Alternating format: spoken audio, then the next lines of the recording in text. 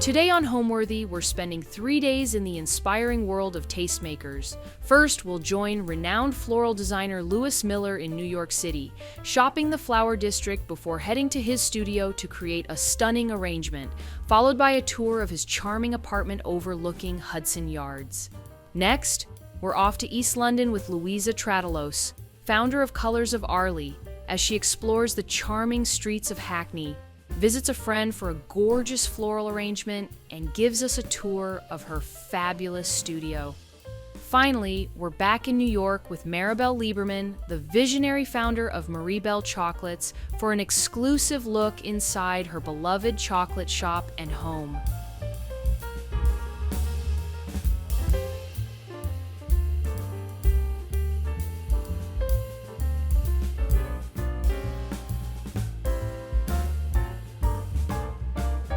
You're watching Homeworthy, where we believe every home has a story. Good morning, Homeworthy. I'm Louis Miller. I'm excited to be with you on this Monday morning. I'm going to take you to a few of my favorite floral distributors here in the New York Flower Market. Then we're going to go back to my studio. I'm going to make an arrangement and do a little demonstration for you, show you around my workspace, and then we're going to pop over to my apartment for a very quick look at my tiny little home. So I'm excited to spend the day with you. Let's go.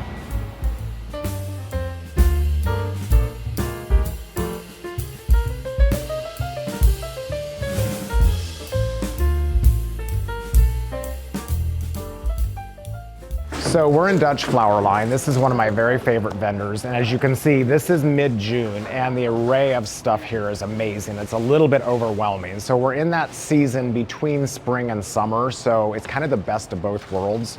We have a lot of stuff here that's very textural, like this green wheat and this money plant. But then if you come up here, we have the more kind of robust feature flowers like the peonies and the dahlias. Like dahlias are usually a fall flower, but we're starting to get those in earlier. Like these are exquisite right now in these kind of fiery tones.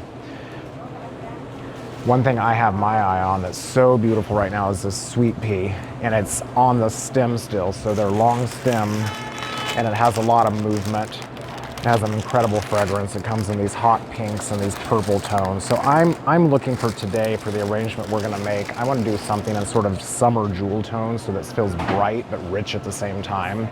So one thing I have my eye on are these beautiful German irises. These have a very short season and a pretty short vase life, but there's something very old-fashioned and lovely about them and kind of fragile and beautiful. So I'm excited to work with these.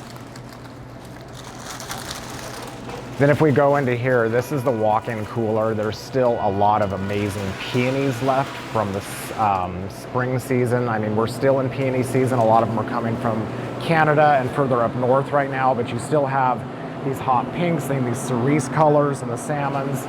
These are always everybody's favorite. I really love this really intense color here, and they smell good. I'm really kind of a fragrance junkie, so any flower that smells good is A-okay by me. Then we come into the hydrangea. So this is your quintessential summer flower for summer parties. And again, a wide range of colors and shades. And so let's get shopping.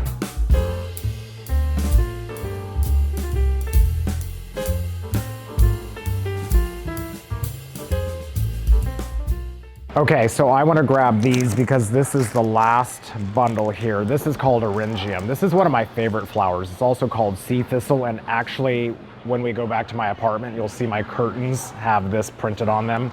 So I love this for the texture and this sort of amazing bright blue. Okay, again in the texture department, this is a stilbe, a very summery flower. I love the contrast, that kind of soft, feathery, plumy with the thistles. So texture is kind of important in my work, but I also like bold, juicy colors. Let's go back up there and grab that bunch of iris before it disappears.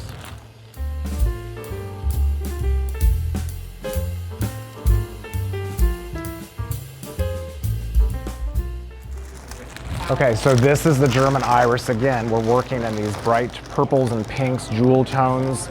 You can see I'm starting to sketch out a palette here.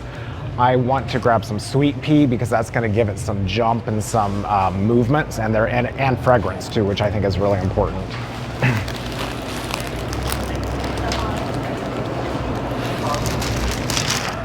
So I'm going to go with this purple. As you can see, It smells so good. It has two tones. It has almost a burgundy and then a brighter purple, so that adds some interest. And these pretty little pea shoots give a summery vibe to it.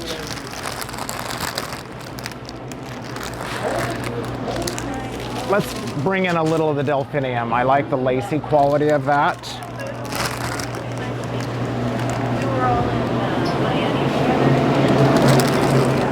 And then I need a big, robust focal flower, so I'm gonna go with peonies for that one. So there's these beautiful hot pinks. I'm gonna grab some of these. Maybe 2 shades of pink. So then I take these and I put them on the shelf. I kind of evaluate what my color scheme is, go back and forth, fill in the gaps. So let's lay it out and see how it looks.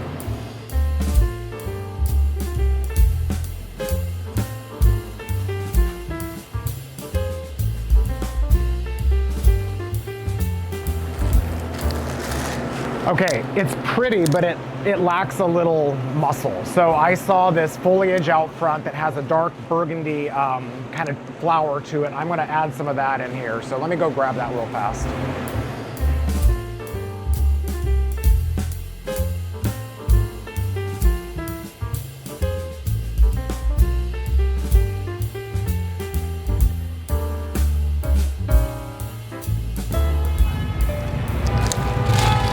Okay, this stuff is beautiful. It's very summery. I love that kind of rusty burgundy tone.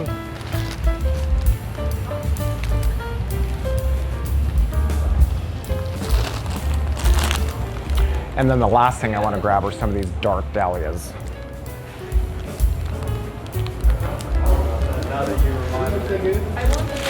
The last bunch, but that kind of deep garnet tone is really going to add richness to the arrangement.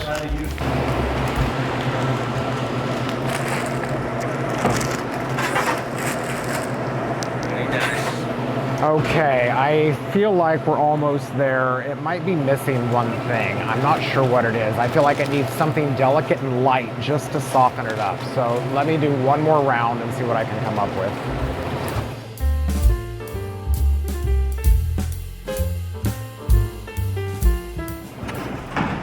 Aha, this is what it is.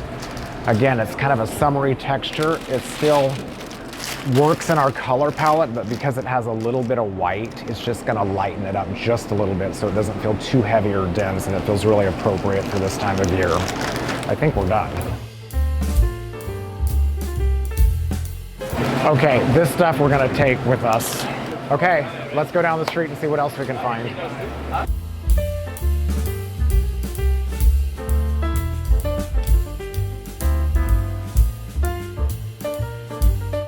I love this time of year because basically I'm a country kid and all this stuff is like roadside weeds. So we have thistle, we have this stuff called dock.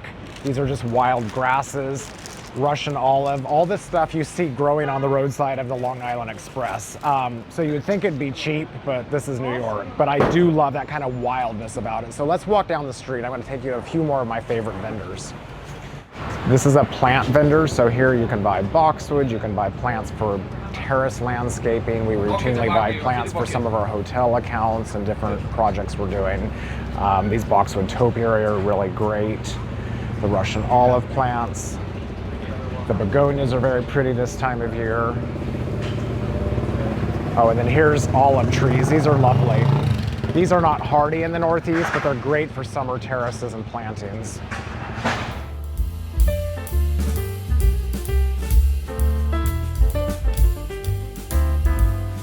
Our next vendor up here is called 28th Street Wholesale, and they really feature just like wild local stuff. And by local, I mean some of it's California, but it's field grown, it's not hothouse grown flowers. So there's a certain wildness to it that's really lovely.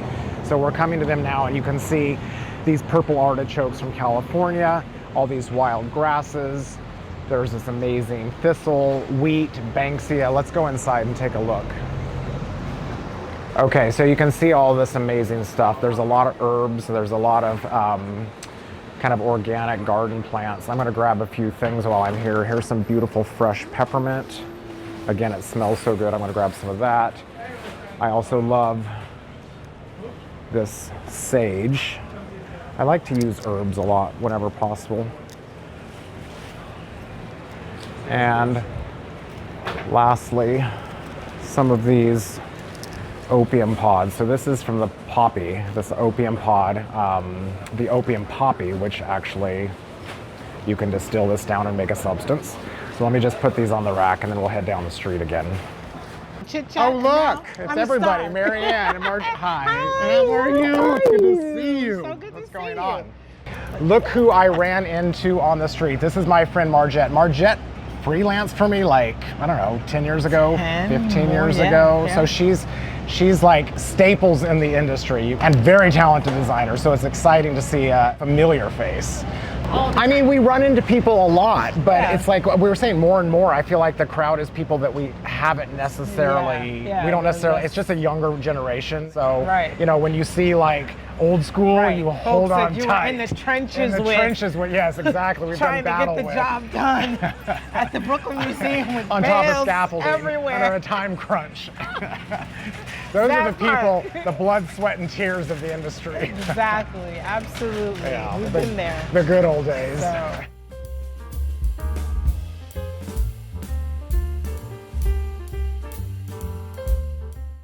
Let's pause here for a second and appreciate this amazing door.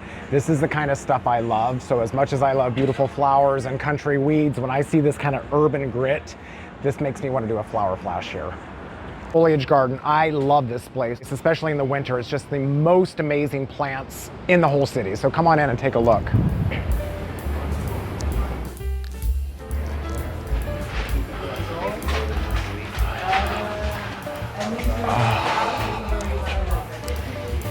Just smells like life in here.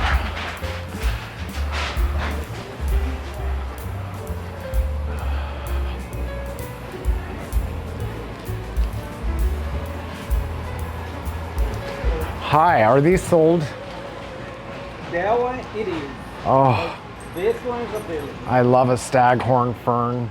These things in Florida grow enormous, to like the size of a Volkswagen hanging from a tree. And they have more in the front. You have more in the front? Okay, let me take.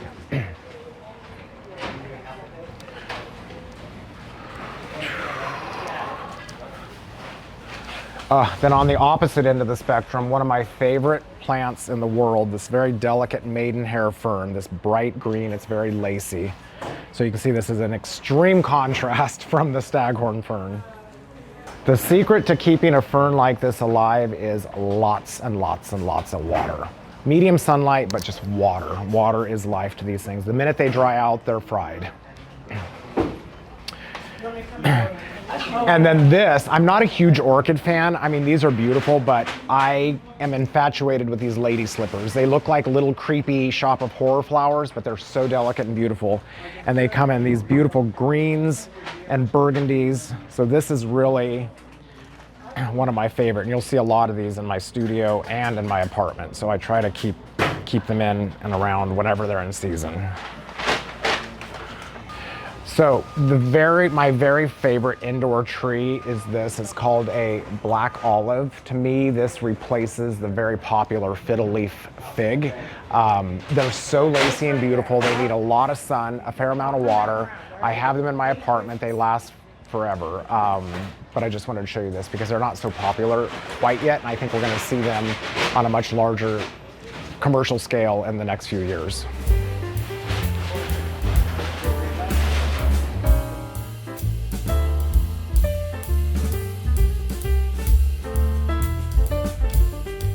Okay, I want to grab one bunch of these for our ever-growing arrangement. These are foxglove. They have a short growing season, so they're special. So I'm going to grab this. Let's go inside and take a look and see what they have.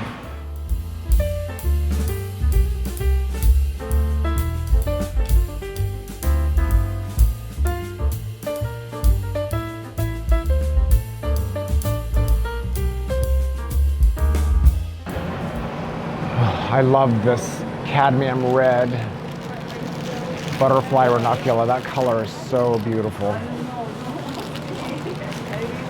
And then we have the dark cotinus smoke bush foliage. This is a nice summery foliage. The green helleborus.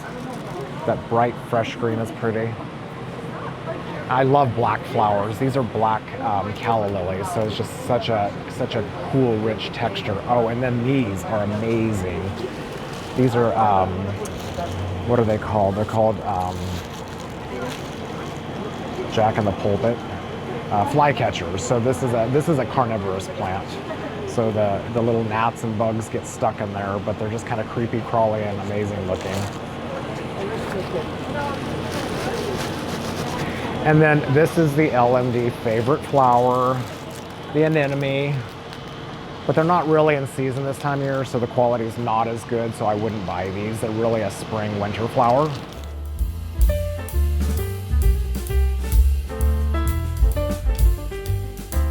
All right, I think we are finished here, so let's go pick up our flowers, go back to my studio, and make something pretty.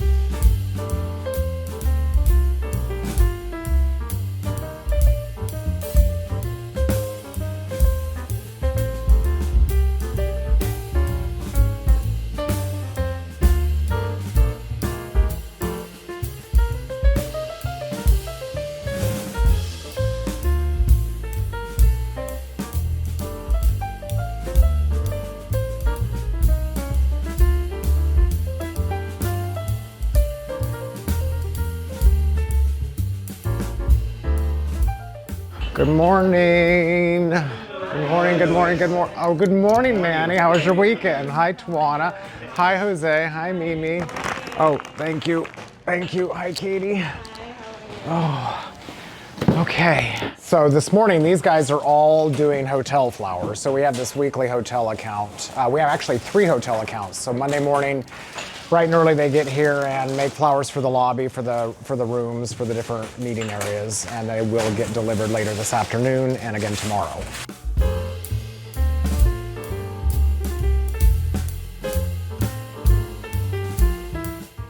So this is my office, and there's a lot of pieces that I've had for years that have moved around with me from studio to studio. This big long sofa here was in my apartment a while back. It's a John Darien piece and it's great. The dogs love it.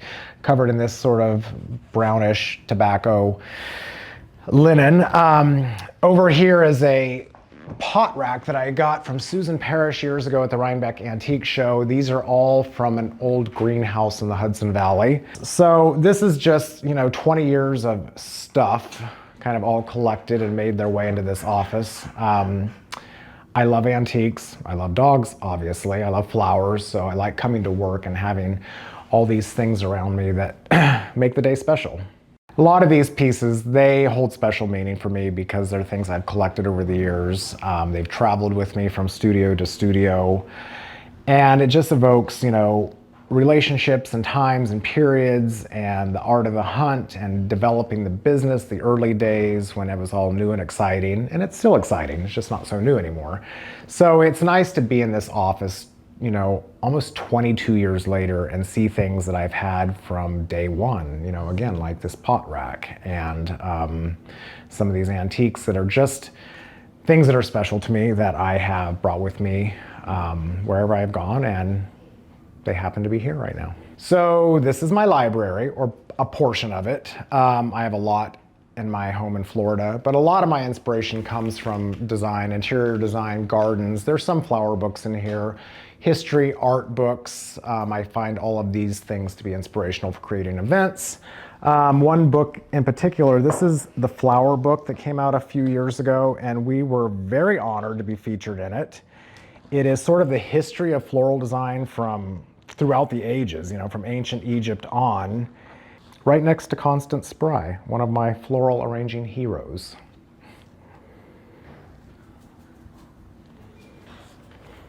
And then there's also one of my favorite books. No, I jest. This is just my book, Flower Flash, which came out 3 years ago, and this just chronicalizes the entire history and most of the flower flashes made up to date to this point. So it gives you a little bit of a visual history and a reference to how this all started, what the meaning is behind it, and just inspiration as a whole.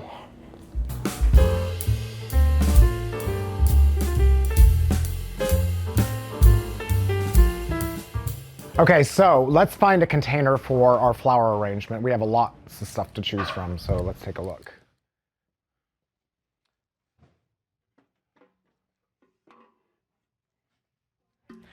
Actually, I think I want to use this. I like this. It's a ceramic piece. It's kind of irregular. It's a little modern brutalist. And since we have so many flowers, I think this will contain all of our flowers and be something nice and big. Let me just do a quick round, make sure this is the right vessel.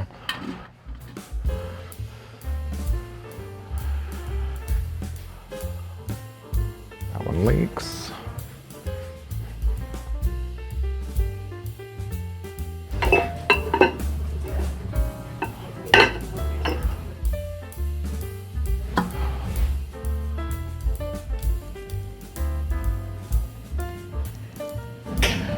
Okay, I think we'll use this.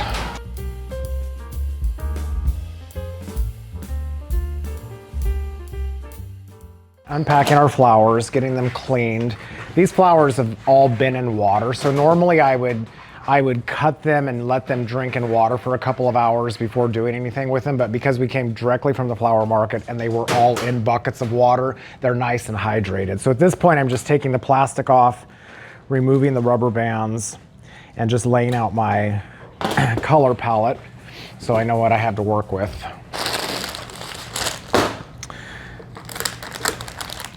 This is my favorite Eryngium here, the sea thistle.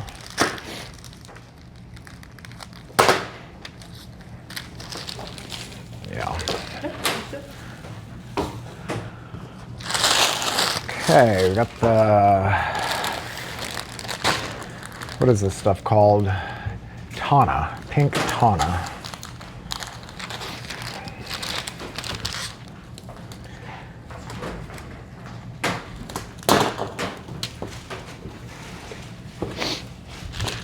Okay. I'm gonna wait and hold off on the sweet peas. I'm gonna do those last because they're the most delicate. These dahlias, it's unusual to have dahlias this time of year, but in the last couple years, this is also what happens. So just so you know, when you open up a bundle of flowers, you're not, say there's 10 stems, you may end up with 7 stems. There's always some loss. And dahlias have a tendency to shatter, and that's what this is happening here. These petals are dropping off. So some of that's gonna happen, but I pull the ones aside that are still good. You just kind of give it a little tickle and get the loose petals off. They're also a little out of season. These are coming from Holland, and dahlias traditionally don't travel so well. So we're just gonna be thankful for the few that we get.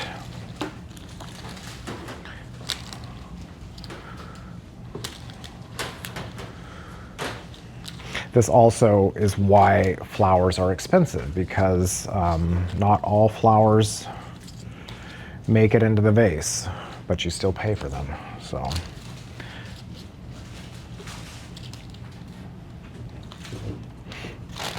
I mean, these petals are so pretty.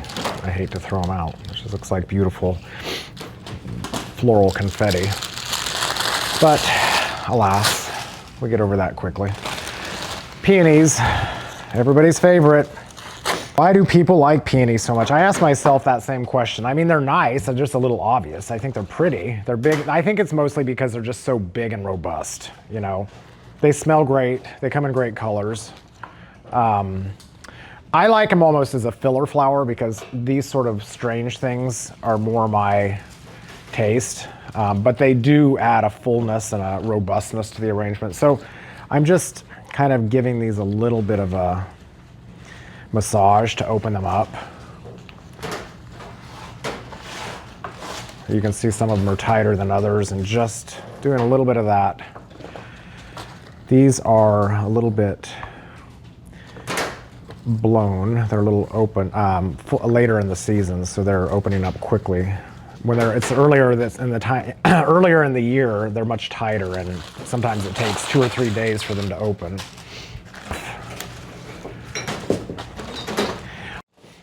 This red one's beautiful too. So a lot of times peonies come tight like this. Now this won't open up for another 3 or 4 days. And I just take the bottom stems off, or the bottom leaves off. I like to lay out my colors and really kind of figure out my color story here. Like I mentioned in the market, I'm kind of going for bright summer jewel tones. So it's rich and bright at the same time, but I think pinks and the pinks and purples always are really nice together. And I like, you know, bright flowers. I mean, flowers are meant to be happy and evoke, you know, an emotional response and evoke joy. So these bright colors, I think, do just that. These are bearded iris, also known as German iris. So I'm putting them in a bucket because their petals are really fragile and I want to give them some space. I'm just giving them a fresh cut, a nice 45-degree angle.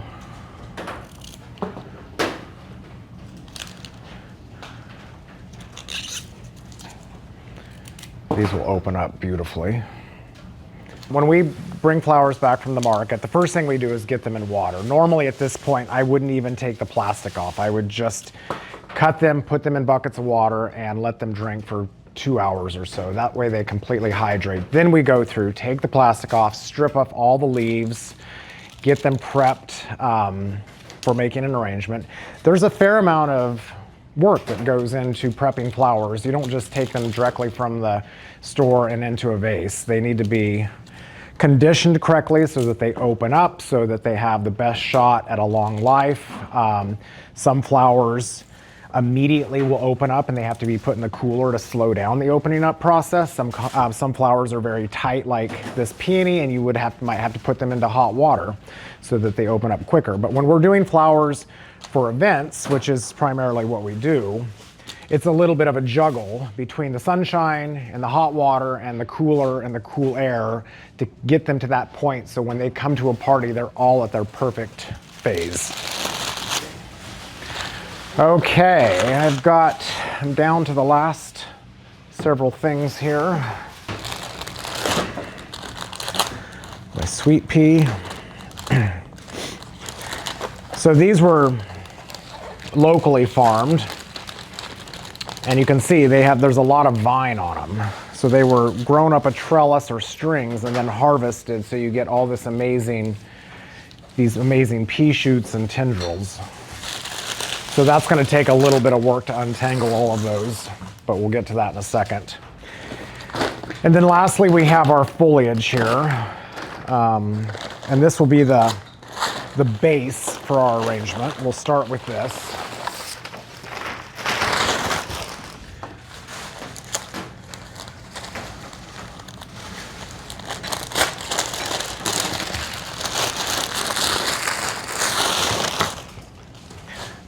Okay, so I think we've got everything set here. Okay, let's get started. Let's make an arrangement. Okay, so I have my vessel here. First thing I'm gonna do is add water. Very important. You would actually be surprised how many people forget this step. I'm going about 2 fingers from the top. These flowers are all pretty heavy drinkers, so you want to make sure you don't go skimpy on water, and you want to make sure every single day you top it off. Flower food is next. So this is commercially grown flower food. It's called Cristal or something like that, and it's just a powder that I put about a teaspoon in there. If this is something you don't have at home, which if you do want to have it at home, you can buy it on Amazon or at craft supply stores. But if you don't have this at home and you want to add a flower food substitute to your water, you could do simply half water, lukewarm water, half lemon lime soda like 7-Up or Sprite. It's basically the sugar and the citric acid that acts as a flower food, which is what that stuff is. So that just helps feed your flowers and makes them last a little bit longer. So I'm gonna get started here. I've got this amazing display of stuff, but I'm gonna build my base out with this unknown branch, which we can't figure out what it's called, but it's very pretty.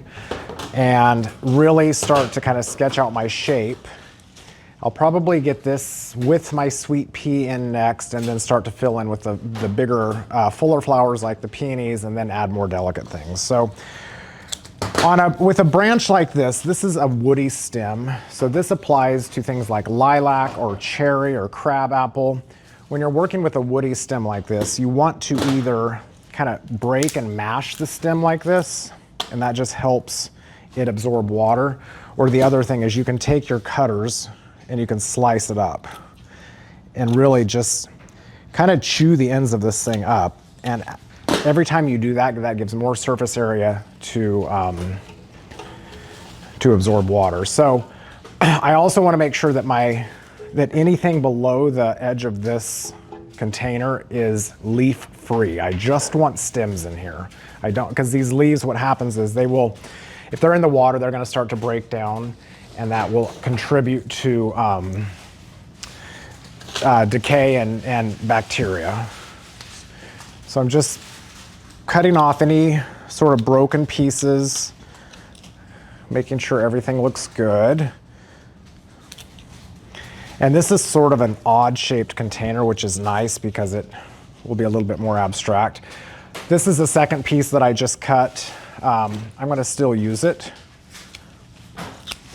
Try to waste as little as possible.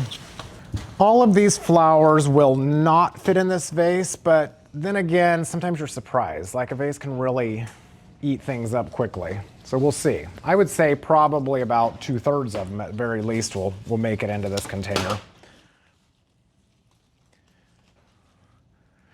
So what I like about adding this foliage first is that it gives me a little bit of a foundation and it finishes off my edges, and then I'm not struggling to hide the mechanics or the lip of the vase. And it also acts as a little bit of a cushion for all these other flowers and helps to elevate them up.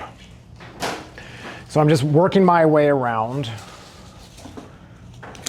I'll save a piece for the end.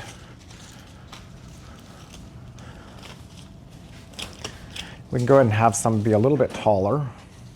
And it's still loose in there, so things are gonna shift around a bit.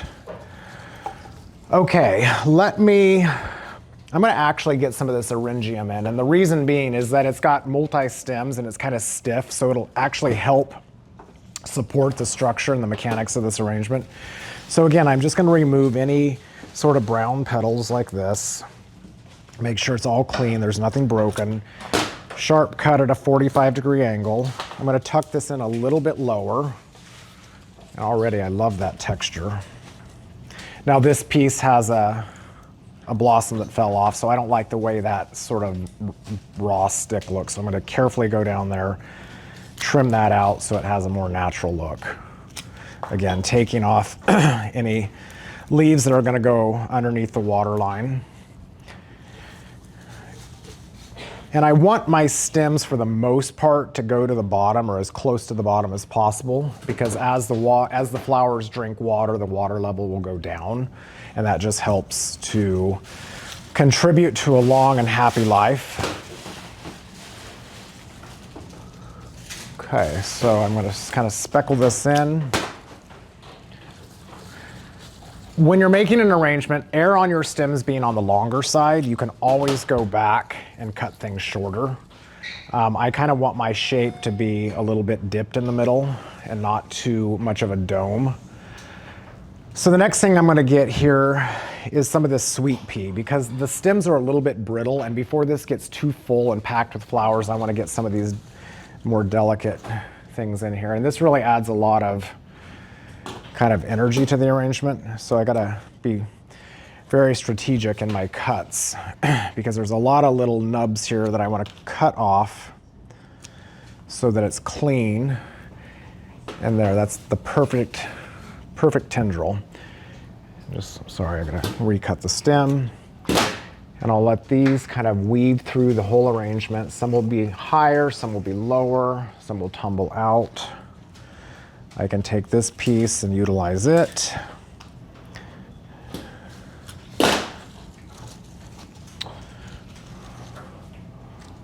There's another nice piece. Again, I'm just removing any broken or damaged things.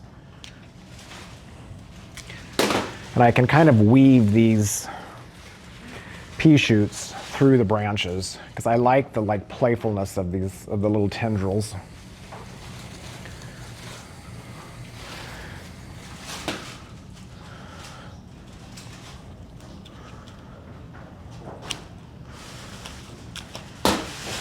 Oops, that one broke, so shoot.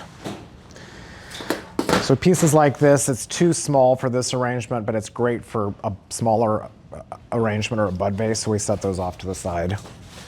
Try not to waste anything. And it's good to just routinely give this thing a spin so you can see what you're doing. Step back and look at your overall profile and shape. Okay, I'll come back with sweet pea. I'm gonna get, let's see, what do we wanna do next? Let me get some peonies in here. So we've got these nice big peonies. Now, these peonies all have these little nubs where we remove the leaves. So I really like to take those off and skin it very clean. And the reason being is that when you're making an arrangement, and sometimes you put in a flower and you don't like where you put it, and you wanna take it out, if you leave those nubs on, they act as a grip and it just pulls everything else out with it. So if it's nice and smooth, this flower can go in and out with ease. Again, nice sharp cut at a 45-degree angle. And I'm just gonna start layering a drift of these peonies in here.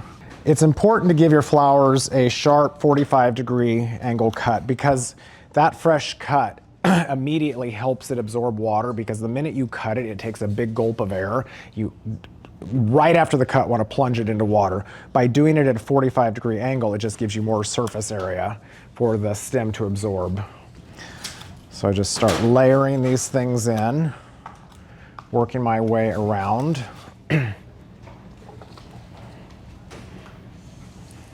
I have these peonies at different heights because you don't want everything at the same level. You want to create little nooks and valleys. And in order to have this sort of loosely packed look, you've got to have layers. If it's just one big, if everything's at one layer, it just tends to feel like a dome and kind of not quite as interesting that way.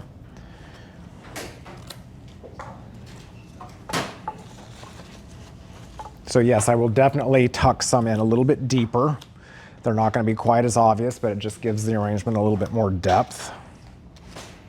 And then some will definitely be layered up a little higher. So you can see how quickly we're going through the flowers here. I mean, this container is eating them up.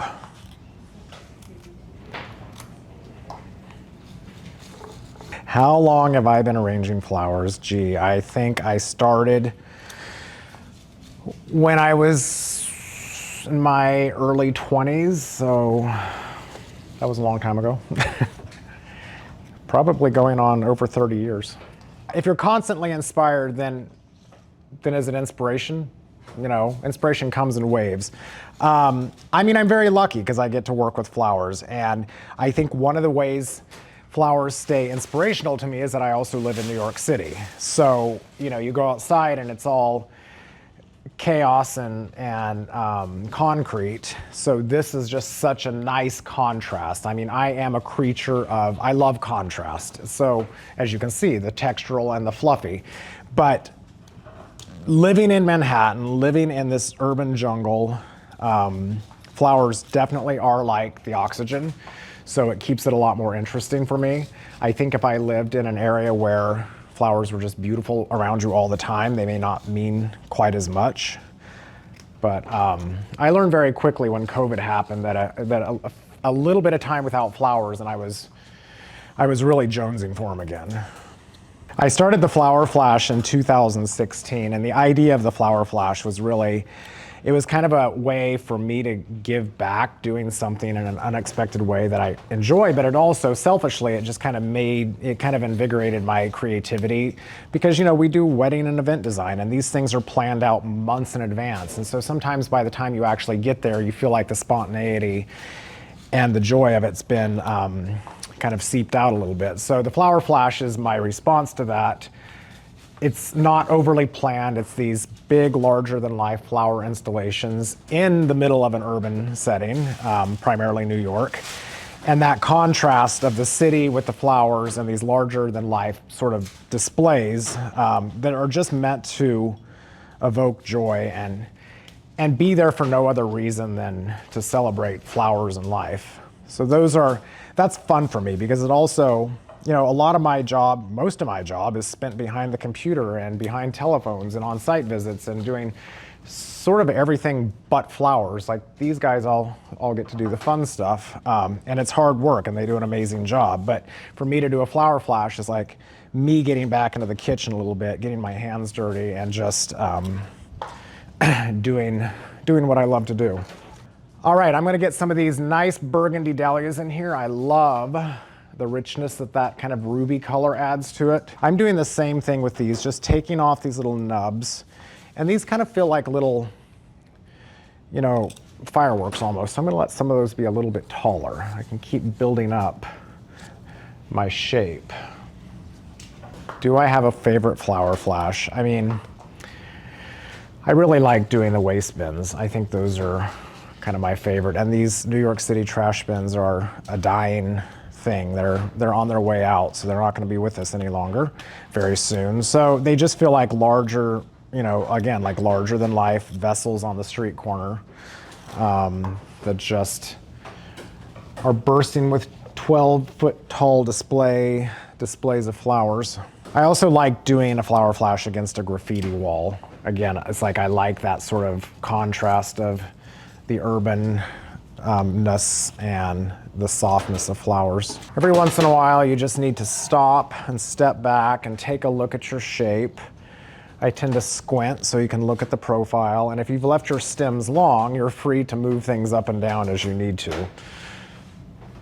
So let's get some of these iris in here, and I kind of want those to be tall and important and kind of come over top everything else, and this will open up really beautifully. Let's get one of these more open ones in there.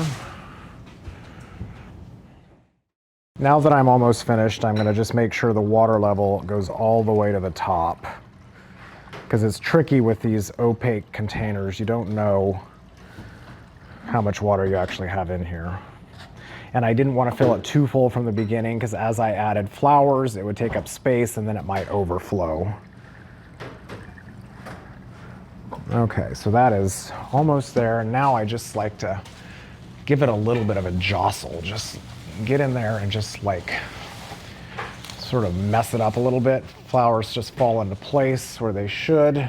When choosing flowers and creating a color scheme for an arrangement, I like to follow the color wheel and really keep things more monochromatic. So in this instance, it's more cooler tones, the purples and the lilacs, but then it can merge over to the pinks and the reds. I wouldn't necessarily take a color scheme like this and add orange or yellow to it, because then I think that's too jarring. So the colors are all monochromatic, but it's still very interesting. It's not working just in the purples and blues. It's not working just in the pinks and reds. It's kind of straddling those areas on the wheel. And also just looking at flowers themselves, you know, like one flower can have a lot of different little variations of tone. Again, like this sweet pea has the lavender and that darker plum tone. It picks up nicely with this kind of plum rust tone. The foxglove is pink, but still has some purple streaks in it, so it just ties all these flower colors together. Are there any flowers I stay away from? You know, the minute I say I don't like a flower, then the next day I end up using it. So I try not to be a flower snob. I try to stay away from flowers that are really dramatically out of their season, like using peonies or lily of the valley in August. They're expensive, the quality's lousy, so try to embrace the seasons. And then just really be open. Like, you know, flowers are a short-term love affair. They're dead in 3 or 4 days anyway, so it's not like you can really make any dramatic mistakes. My favorite flowers, well, I tend to love flowers with fragrance. So gardenias, sweet pea, lily of the valley, freesia. I love the black and white anemones. That's a winter flower. I use a lot of those. But it kind of varies. Like, you know, flowers are like my dogs. I don't know which one I like the most. Some days, some are better behaved than others, and then they're my top pick. So we're done.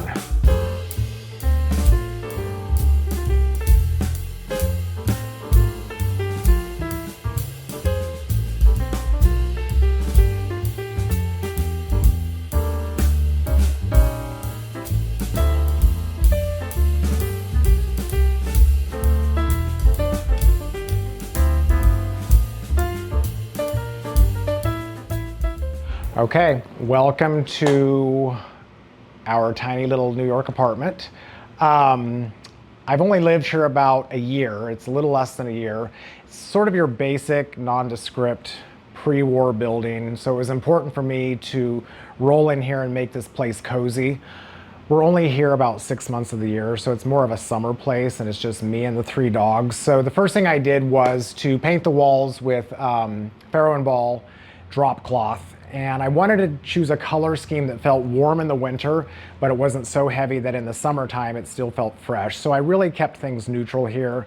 Unlike my Florida house, which is much more colorful, this is really kind of a study in army greens and taupes and blues. And really it's just all designed for the dogs. I got this sofa from Howe in London, and it's an old, it's not old, it's new, but it's English oak, and then the upholstery is actually World War I vintage army canvas, so it's basically indestructible. This piece here is a Swedish, or well, they said it was Italian, I think it's Swedish, a piece which is great for books. It just gives some scale to the room.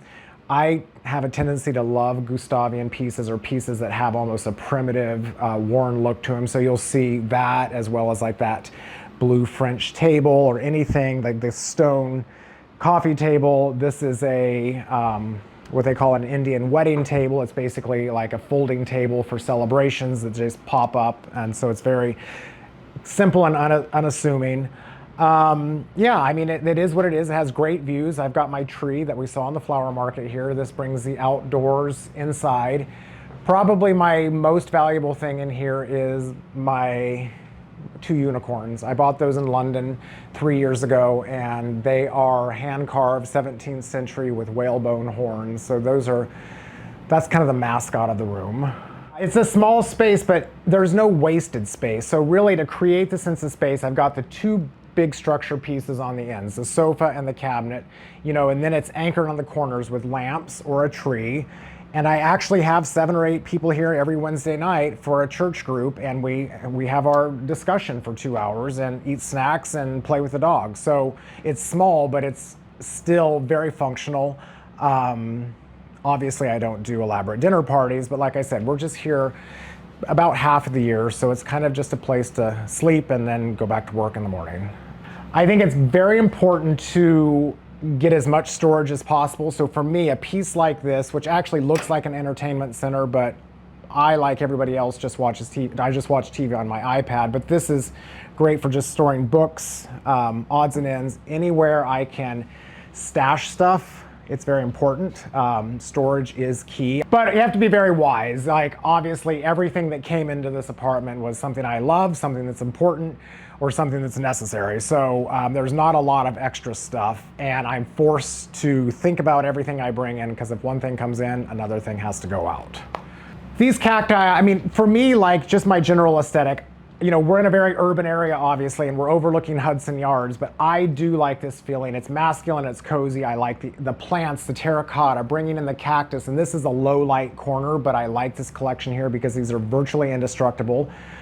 They will live with very little attention, whereas my black olive tree needs all the light it can get here in the corner, so that's why it's there, and it gets all the sunlight all day long, and just really helps to bring freshness to the space. I have a ton of plants in here. It is crucial for me to have living stuff. Again, it's like all the things I love most in this world: dogs, antiques, plants, and flowers. So I need them around me all the time, and especially in New York City. You know, I'm so lucky with this view that I look out onto the Hudson River. It's got the most amazing sunsets, but I want it in here to feel like I extracted the park, brought this inside. Just gives you this feeling of relaxation, oxygen, and decompression, and it just makes it feel like home to me. I can't imagine a home without any of those elements: plants, dogs, a beautiful fragrance, books, art, and antiques. Most of the stuff here are finds from the Greenwich antique shops to the Rhinebeck antique fairs. I bought this chair.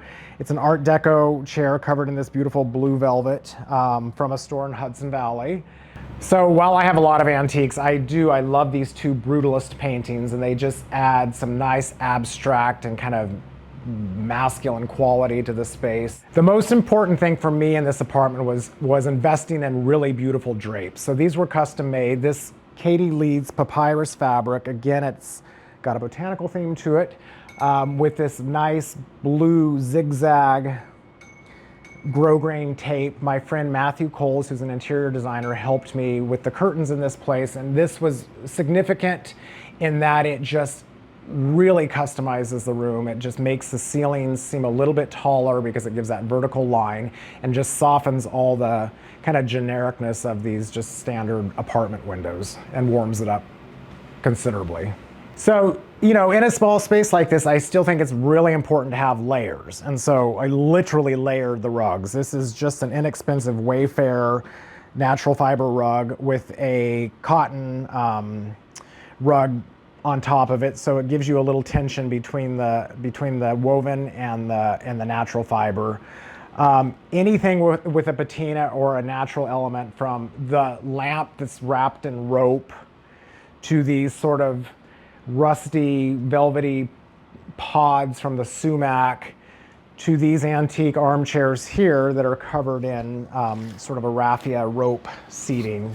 I have a little bit of a basket fetish, so I love anything that's baskets, that's rope, that's woven, that's textural, but combined with things like whitewashed wood, natural canvas, like slate. So really, nothing in my world is slick or sleek or overly shiny, if possible. Lighting is crucial in an apartment like this, or any apartment, I think. Like, this apartment does not have overhead lights, thank God. I mean, I think they're the death to a room. So it takes a lot of lamps and a lot of dimmers and a lot of bulbs that are just the right wattage to create sort of a lighting schematic that is warm and beautiful in the evenings, but still light enough to be functional. So I really, while it's a small space, there's actually quite a few lamps. I've got the corner one here. I've got the wall unit that has 3 lamps. These lacquered pieces here with the beautiful woven fabric shades add a nice glow and a little bit of texture. And then again, the floor lamp in that corner. So at night, this is warm, it's not too bright. I can adjust things. What these lights here, they have a couple of options, so it can go brighter to dimmer. And just anything to kind of avoid harsh, bright lighting, I think is incredibly important. So this area here, it's a nice area to display things, but it's also very functional. So I have books that I'm reading or books that I refer to often, you know, plants because I'm close to the window, the 2 library lamps, but then I put this vintage primitive green bench underneath that has all these inlay boxes. I love this kind of textural difference of the bone and the horn inlay with this sort of almost folk artish bench. Again, this is an Indian wedding table, which is basically just a folding table. This was chosen because I have an air conditioning unit behind it, and I needed something that would straddle that, disguise that without completely blocking it, because the last thing I want to do is walk in here and see a generic rectangle AC unit. I always knew from a young age I wanted to be in design of some sort. I didn't know that doing event design and flowers was really an option, but it's great for my personality because this stuff is fast. It doesn't drag on forever. You know, the parties end at midnight and you're on to the next. So whereas interior design and landscape design, these projects just have a lifespan that is much, much greater. I like the sort of boom, get it done, move on to the next one. I grew up in Central California. I'm basically a farm kid. My family was all in agriculture. We were avid gardeners, so we were surrounded by plants, flowers, orchards, fields. And I went to school for horticulture and landscape design, so that really is where my DNA comes from. Living things, you know, so me being transported to New York City, it's important for me to have as much of a country life in an environment that's very urban as much as possible.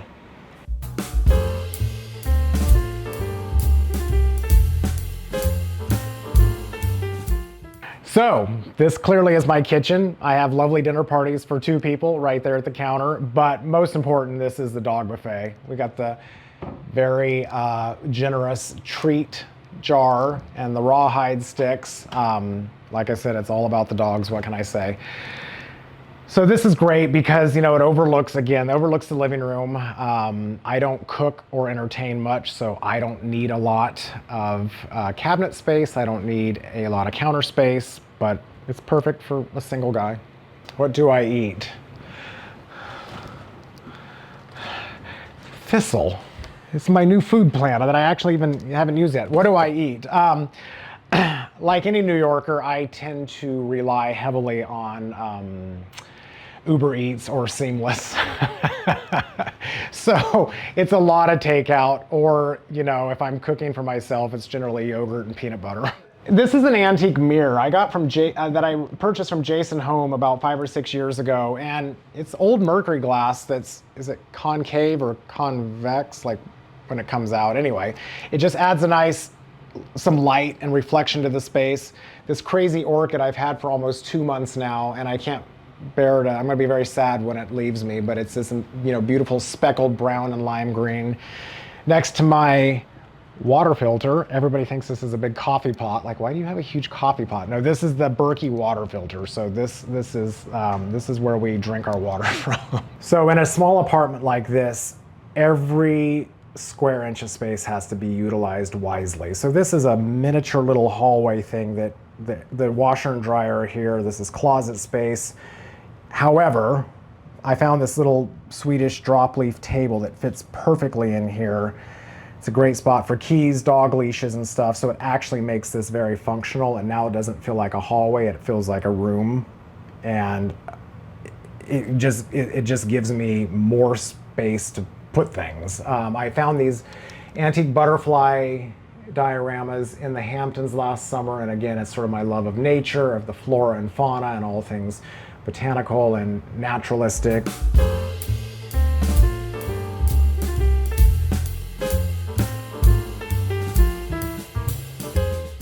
So this is my bedroom. I wanted sort of an old-fashioned, almost monastic approach to the bedroom. Like, it's clearly about sleeping. But it's, at the same time, you know, layers and warmth. So bringing in the antiques, this old dresser here, the Piranesi prints, I can't do anything about that. That's the bane of my existence. But if I take it off or cover it up, I'll get in trouble. The bed, what can I say? It's a simple, early American style bed. Having custom made curtains and drapes was really important. And these beautiful drapes here have the Eryngium flower on them. This is the flower we saw at the flower market. So this beautiful Eryngium print with this great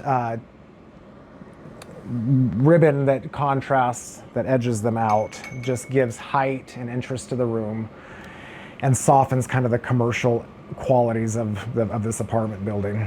So I love plants and I hate air conditioning units. So I had this very simple wood table made. It's literally the simplest thing, 3 boards nailed together. It fits right over the AC unit. It acts as a shelf for plants or books or objects, whatever. This antique folding screen, it's a mirror, a vintage mirror, very mercury glass. It's great because it livens up a dead corner. It acts as a full-length mirror and just reflects the light and the sunrises and the sunsets as you walk in, and just kind of gives life to this corner of the room. So making a bed, especially when you have 3 dogs, again, I continually go back to that because this is all about them. White sheets and white duvet covers are not the best choice. This John Robshaw piece I love. It's velvet on one side, it's just cotton twill on the other, but this beautiful mossy green. This is Caravane printed quilts, which I have so many of these. The crisp blue and white Ralph Lauren shirting stripe fabric is great for summer. My friend Faustina Pace in West Palm Beach makes these amazing pillows out of vintage French and Belgian linens, so those are great.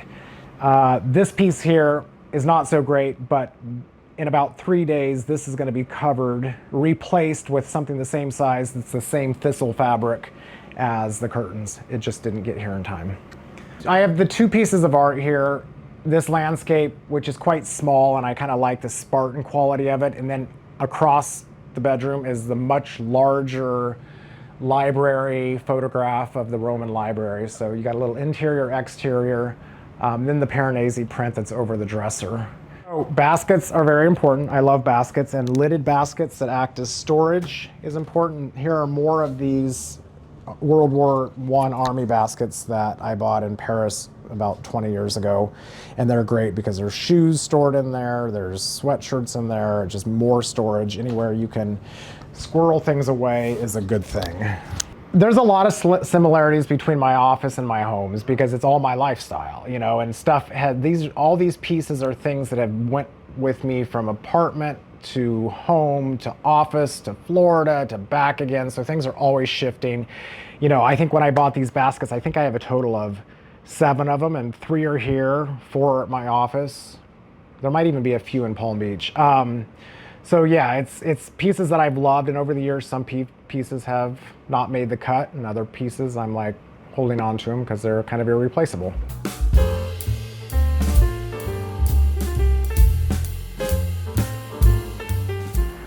What do I love the most about this home? Honestly, I just like how cozy it is. It doesn't have space for anything unnecessary.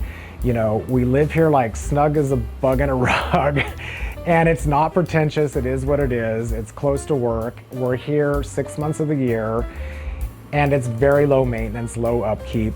But every time we walk in, we kind of feel like we've left New York and we're in a different place.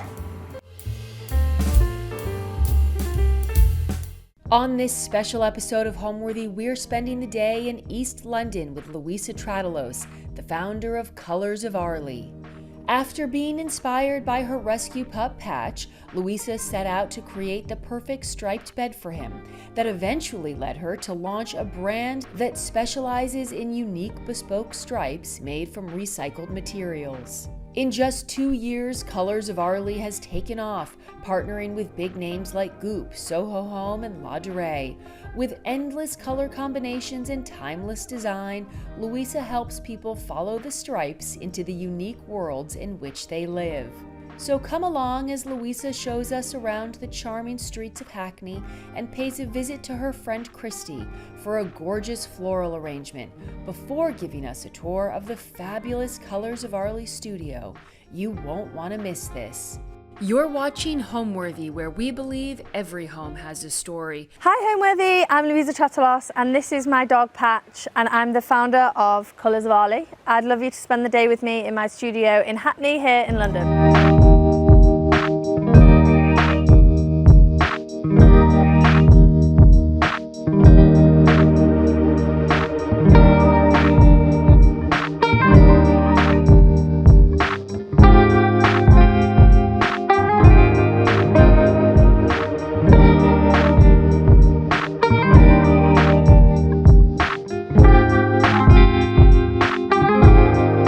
I've always lived and partied in this area, and I never actually thought I'd open a studio. I was a photographer in my former life, and a year ago I opened my studio on Hackney Road, and it's been an absolute dream come true because the amount of people just walking by. We're right at the end of Columbia Road, which has the famous flower market every Sunday, and the longer I'm here, the more I just love the area.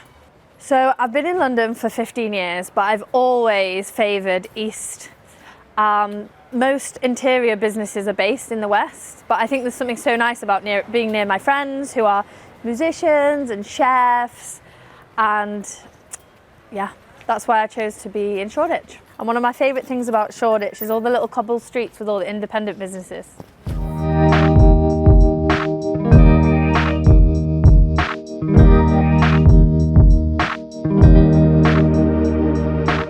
So there's definitely a feel of a real neighbourhood here in Shoreditch. My friends here at 2 Columbia Road, when I was doing the studio up, I wanted some vintage pieces, so I went in there, introduced myself and got some really nice bits. This bar across the road is actually owned by someone I went to university with, and Christy's studio is almost opposite mine, which helps. She also shares it with a lot of other creatives, whether they're photographers or filmmakers. So we like to dip in and say hi to everyone.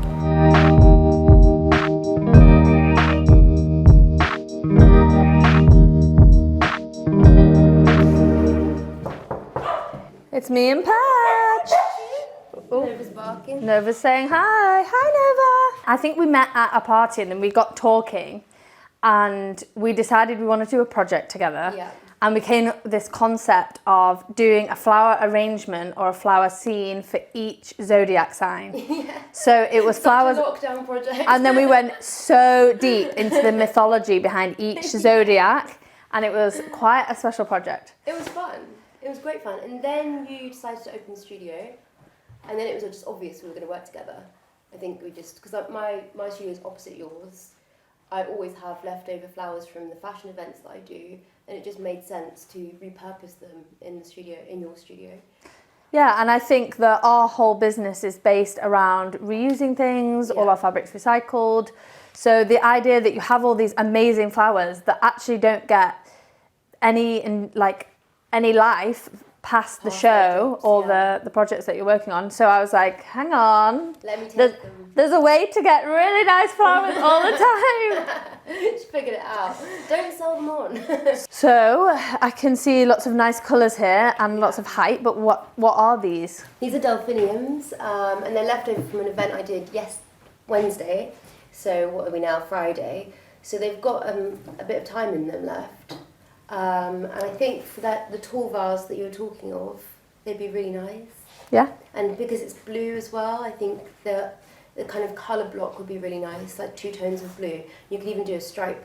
Inspired by. Exactly. Yeah, the vases are made of recycled denim, so... Oh wow, so that's perfect. Perfect. What? Onto purple? We've got these purpley ones. These would be nicer in the smaller vases, but I think again, colour blocking them would be quite cool. Because actually, have you seen the pretty little...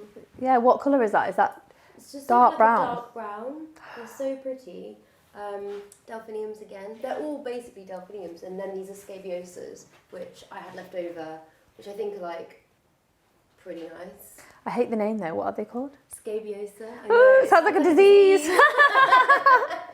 I want to rename them because they're like my favourite flowers, but I hate them. Let's call them osas, just Osas. like for short. Yeah, right then. They're so cute. Some osas ready to go. Okay, how many can we have? You can have as many as you like. Okay, should we get picking? Yeah, let's do it. So if I just get like a bundle of these, and we'll just go for like the interesting shaped ones, because then I think they'll sit nicely in the vases. Okay, I'll be your vase, There you go. your standing vase. Some of them are losing a few petals, but I think that's fine. That kind of adds to the drama of them. Yeah, I like it in the studio where Yeah. there's a little petal Just path. makes you know that it's alive, which is obviously really nice.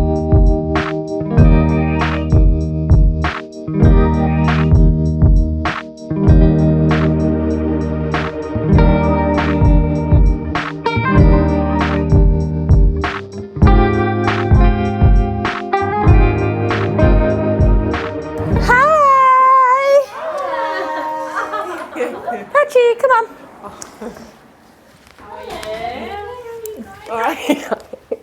Haven't seen you for ages.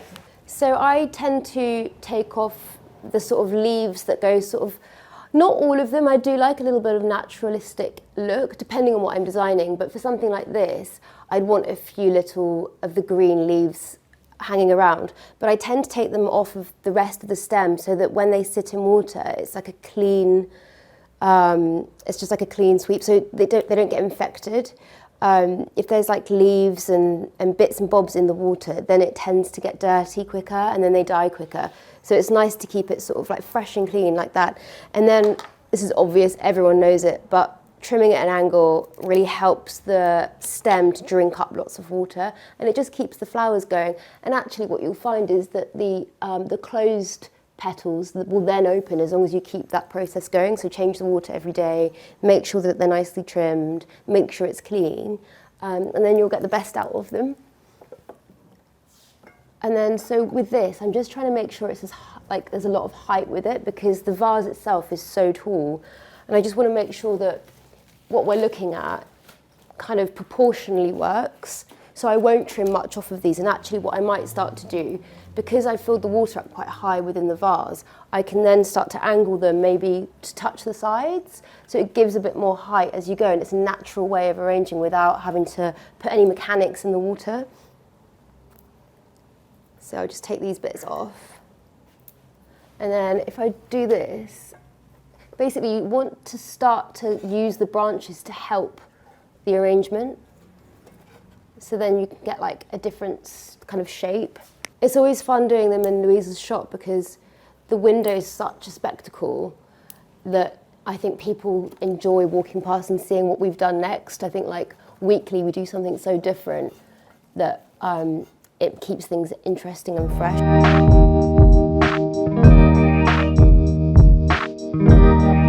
I was actually looking for a bespoke stripe for my dog Patch's headboard, which I was making into a throne to welcome him into his new life in Hackney.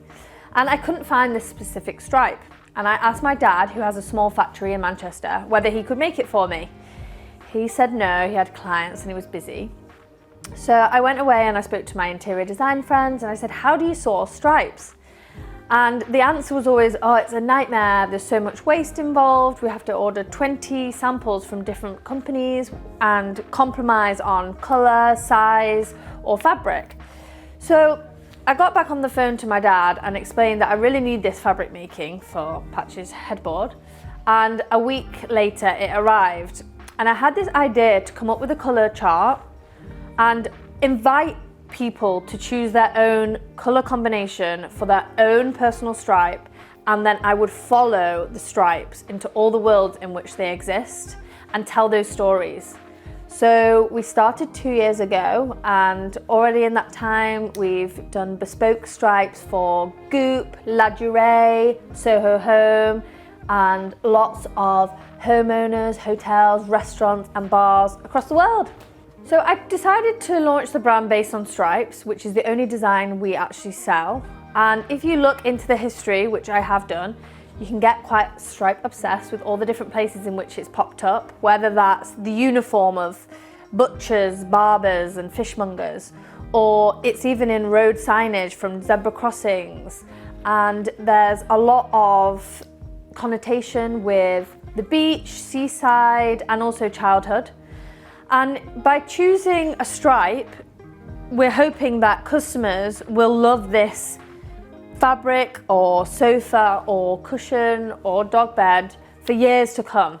I started my business in September 2022, and the first couple of months was kind of like a side hustle.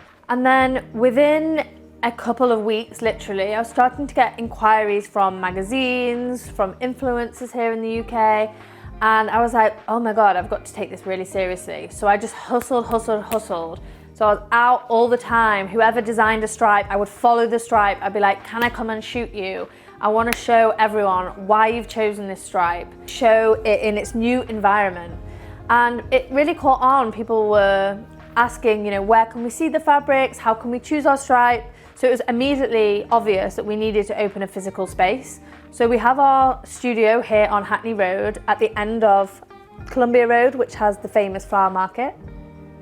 And people come in and with all sorts of different briefs, whether that's I'm designing a hotel in Morocco and I want to choose the colour based on the birds that are in the local area, or we're designing an ice cream shop in Latvia. Can we get some stripes inspired by our best-selling colours?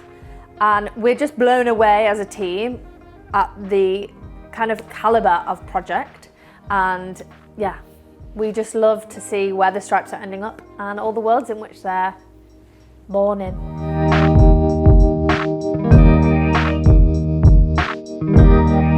So this is our store, welcome. We're really lucky here, we have 3 huge windows.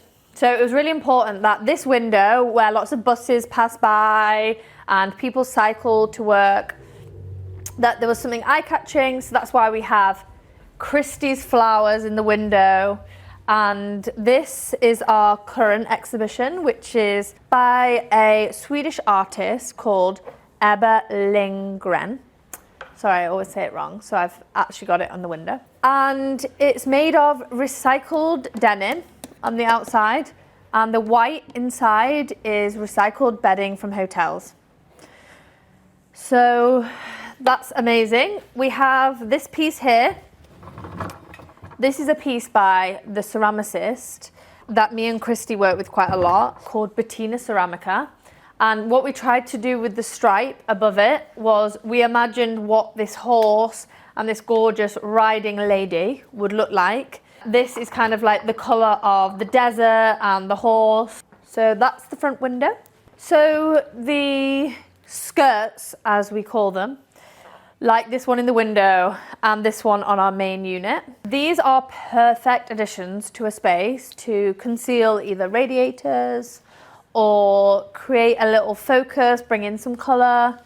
We have seen people hide clutter. I know that that is not very feng shui, but it's also important in real life spaces. We've actually just done a couple for Catbird, the jewellery brand in New York and in other spaces across the US. And they always choose a different stripe for each space, so that's been amazing. Okay, this is coral and tobacco. And we designed this chair to be kind of like the play chair. Like it's kind of like a bit oversized and it's super comfy, and the idea is you can put your legs in it like this, worky, worky, or watch TV. And yeah, we put another cushion in coral and mulberry on top of it just to make it extra bright. Coral's one of our most popular colours. It's also one of our brightest. Okay, so when we were setting up the studio, we were kind of like really brainstorming what is the best way for people to choose their stripe. So we were like, what if we had like a huge wheel that you can spin and you can make your own stripe and the two wheels meet? And we spoke to product designers, and in the end, we realised that actually we should create strips, like single units of stripes that you can literally pull down. So every time people come in for a consultation, they pull down their favourites. They might choose these and some of the pinks, and then we play with them. So we start to mix match. So do they prefer crimson and baby pink, or floral and watermelon? And people often come in and they think, oh, I'm not gonna get it down to one, and actually they do. Okay, so the most popular colour combination does not exist because everyone has their own little stripy story, but we have some key players. So I'd say sherbet and maroon for sure. We have shutters and pear. Where's pear gone?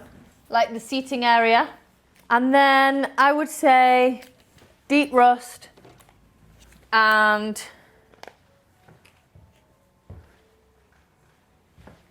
baby blue. I honestly don't think we can say. I'm thinking of loads of others now.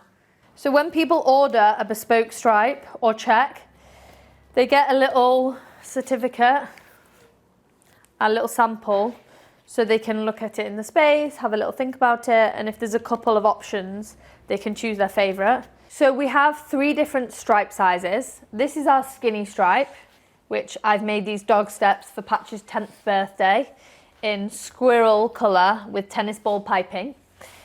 This is our midi stripe, a 5 centimetre stripe, which is our medium sized. And this is our grand stripe, our biggest 10 centimetre. For the wallpaper, we also have a jumbo size. And it's really interesting to see the sizing and how people use it in their homes. We've actually been blown away by how many people mix match the stripe sizes. So lots of people have been getting a bench seat made in a midi stripe, and the edges would be in a skinny, and the piping will be in a pop of colour.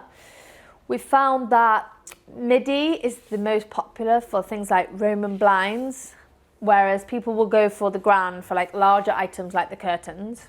But my favourite of all is the skinny stripe, which I would encourage people to use for absolutely everything.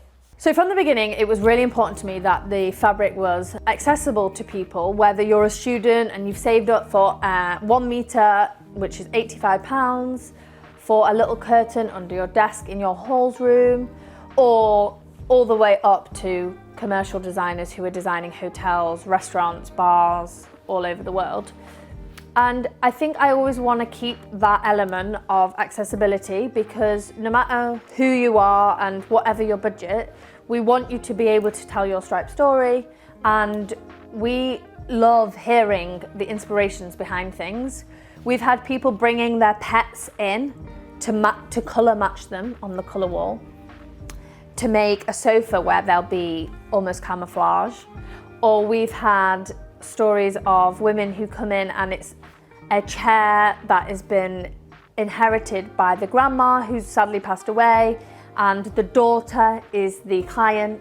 So the mum will be upholstering for her daughter her late mother's chair, and those kind of like, that's 3 generations in one chair, and the colour combinations and coming up with the stories and like trying to make sure you honour the chair and the person who you've inherited it from. That kind of thing is really important to us. All our fabric is made of recycled plastic bottles, so sustainability is like a huge part of our DNA. So by choosing something that is made to order using recycled fabric and it's made for you with your personal story, I don't see how you can get much better than that.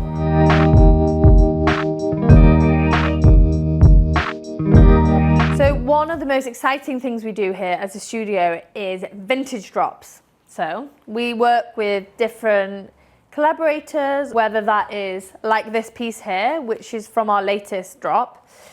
We source old furniture from antique fairs, from online marketplaces or online auctions, and we reimagine them in a new stripe or check. So this piece here was from a collaboration with someone called Amy Bannerman. She's a really big stylist over here. She's also the stylist for Love Island. She is known for making them go pre-loved, which is obviously a very noble thing to do. She's also the pre-loved director of eBay. So we just worked with her on a drop of a couple of pieces. So this is our chaise in Swamp and Zest, which I think sits perfectly below the Ben Wakeling painting. So here we've done the midi checker with the skinny stripe frill. We wanted to create a collection of pieces that were unusual colour pairings for interiors and may well be found in fashion. Obviously, with Amy working in the fashion industry, we wanted these pieces that they're so nice that you want to wear them.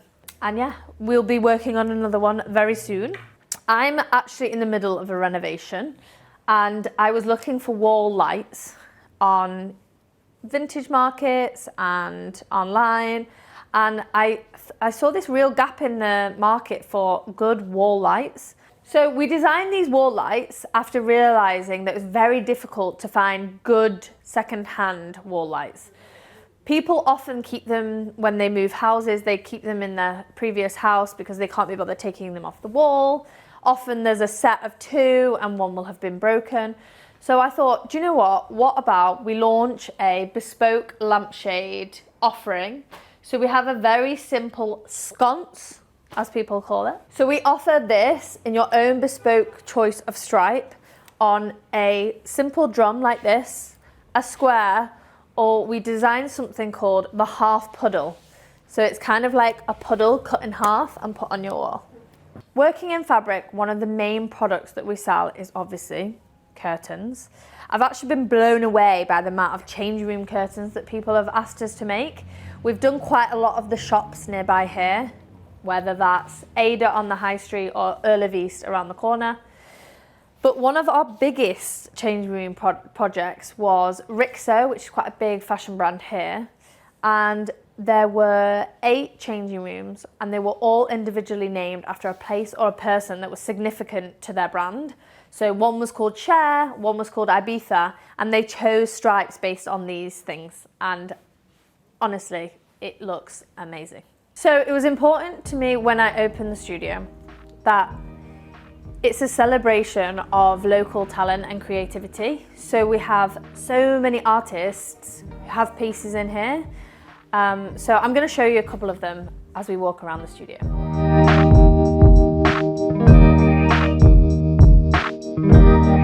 So the art in the store is all by Partnership Editions, who are an amazing curation of artists. A lot of them are local here to the studio. So if I talk you through some, we choose them off their website and then they are delivered to us, and they're actually sold from here. So we've sold quite a lot of art from the studio. We post this photo, which often does quite well on social media. We have this piece by Ben Wakeling, which is a huge piece, which looks perfect next to the Swamp and Zest chaise. this pillar is by an incredible artist called Joe Sweeney.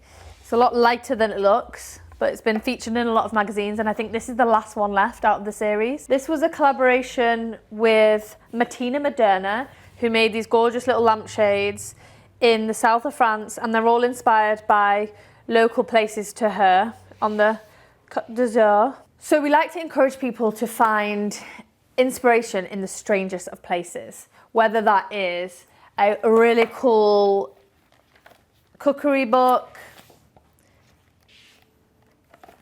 or a Japanese style interiors book. So that's why we have these here, to get people starting to think about where they might find their inspiration if they don't necessarily have like a sentimental story. So if these books aren't enough for your inspiration, we are lucky enough to have my boyfriend's book archive next door. So I'll take you through the back entrance, but he doesn't let me use this for other people.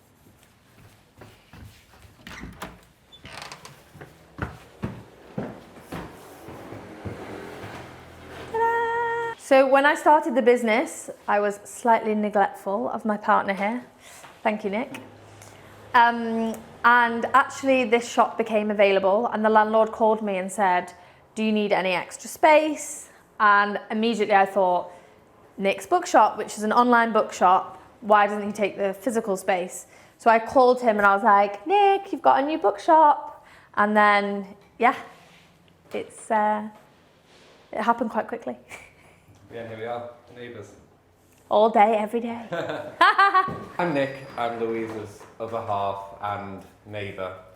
And I specialise in out-of-print books, mostly in photography, but we do fashion, interior design, which always helps with what Louisa does, film, music.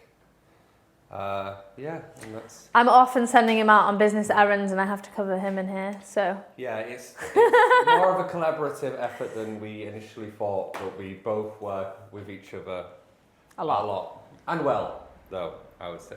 I think so. We met during... We met on the park in COVID. Yeah, we met during, it was kind of when we were coming out of COVID time and people were allowed out, but went back at work and so on. And we'd kind of mixed in some similar circles for a while, but never met. And then from the second we met, we've pretty much been together every minute since, haven't we? We it only took us about a month before we got patch, and then we moved in together after a couple of months. And then now we're neighbours, so we obviously like spending time with each other.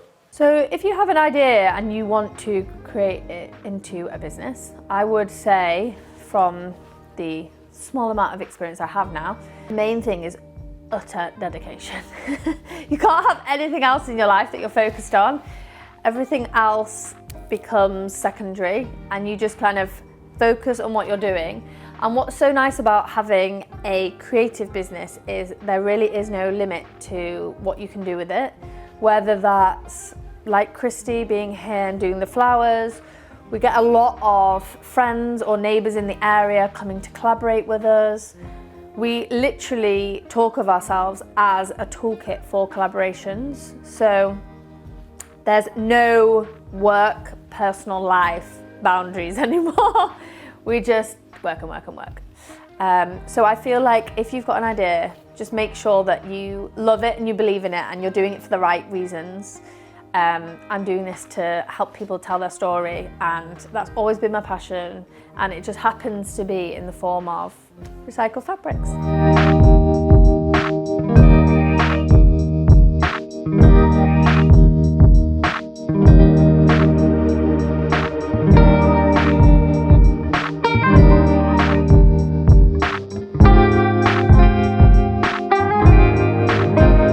Thanks, Homeworthy. Come say hi to us if you're ever in the area. We're on Hackney Road. Bye. Hi Homeworthy, I'm Maribel Lieberman from MarieBelle Chocolates. Today I'm going to show you my boutique in Soho. We're going to make some delicious hot chocolate, and then we're going to head over to my apartment, show you my kitchen and my table setting.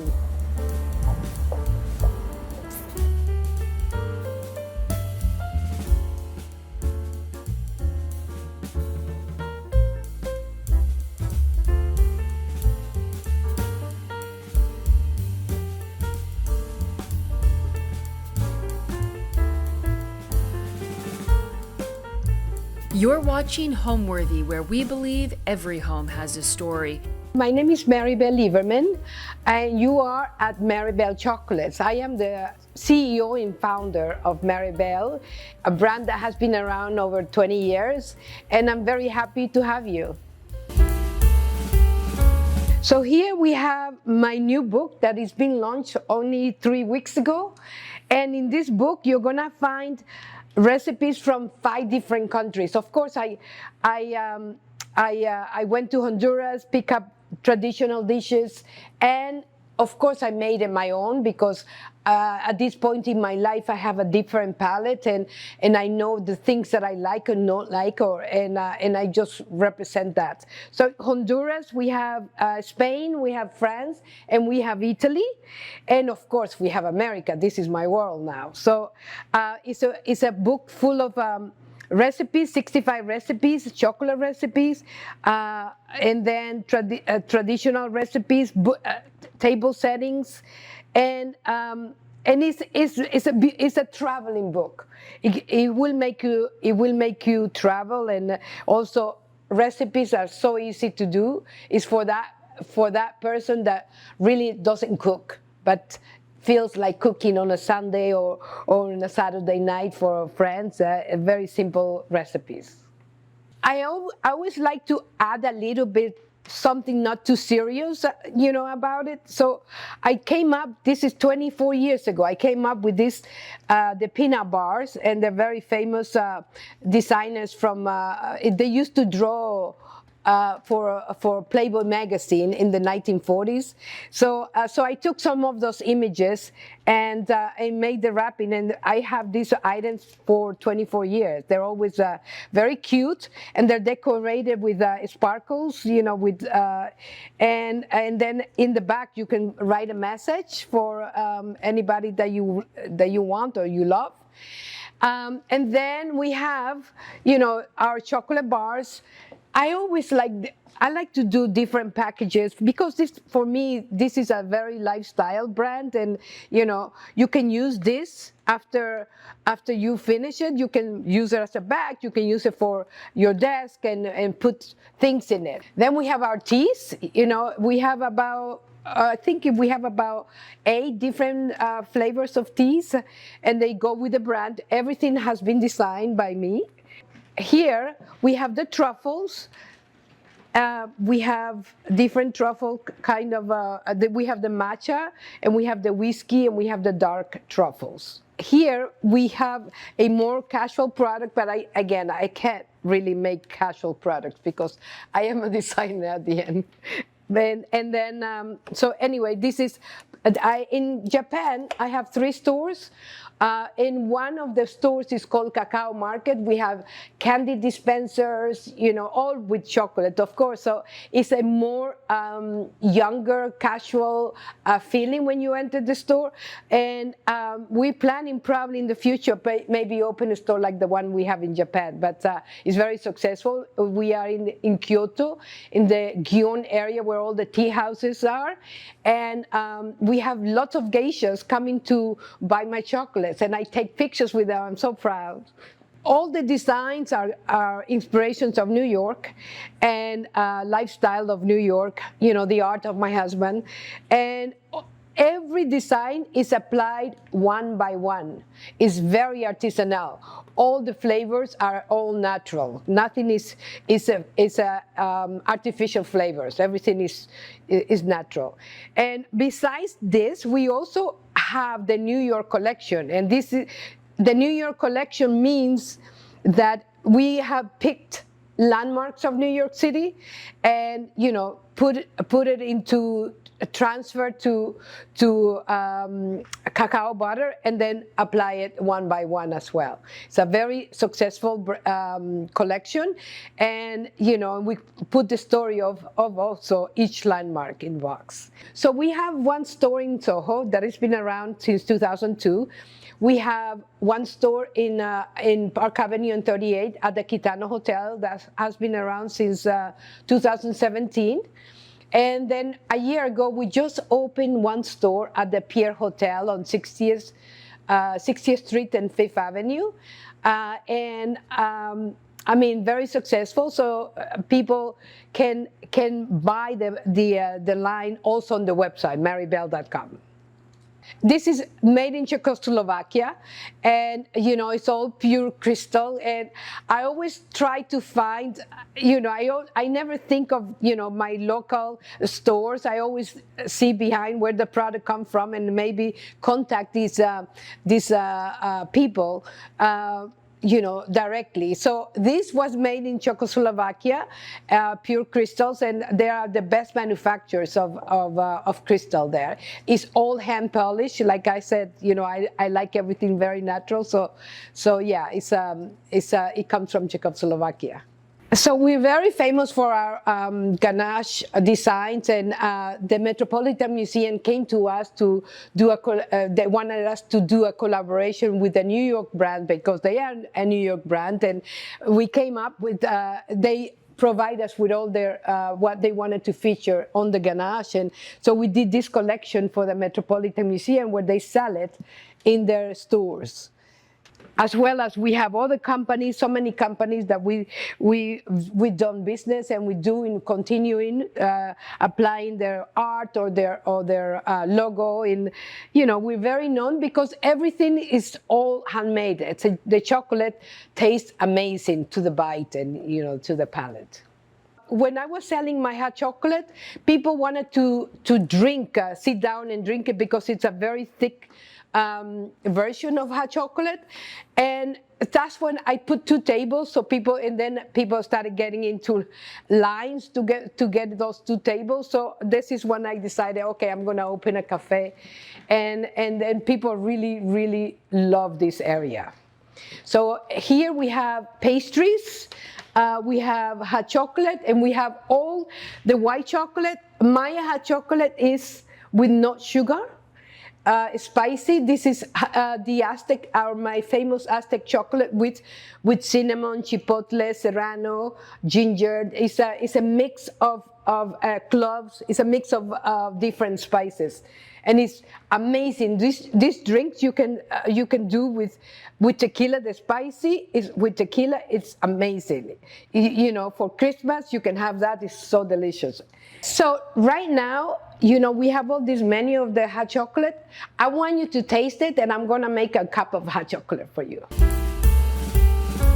So this is chocolate. You can see that it's no cocoa powder. It's real chocolate. It's shaved for easy melting when we make the hot chocolate. This hot chocolate can be made with water and with milk. However, when I first started my hot chocolate, I decided that I wanted to introduce with water. I want to make it easier for people. If you take my hot chocolate to make it somewhere, you don't have to buy the milk. You can make it with boiling water. So it's divine, and that's how the chocolate became very famous, because of the water really doesn't interfere with the flavor of the hot chocolate. So people say it's like having a melted dark chocolate bar.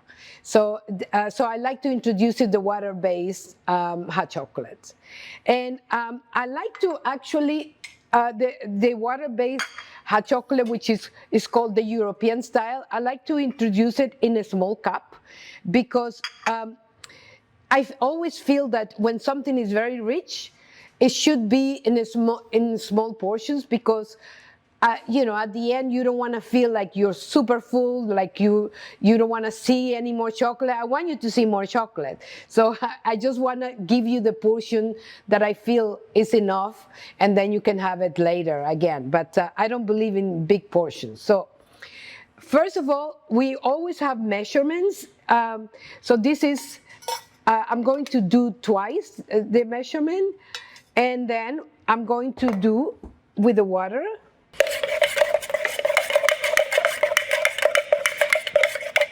Then you steam it a little bit.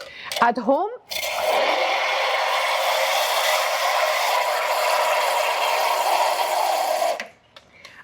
you can do it on top of the stove with boiling water. In my new book, I put exactly the instructions how to do the hot chocolate. So you see?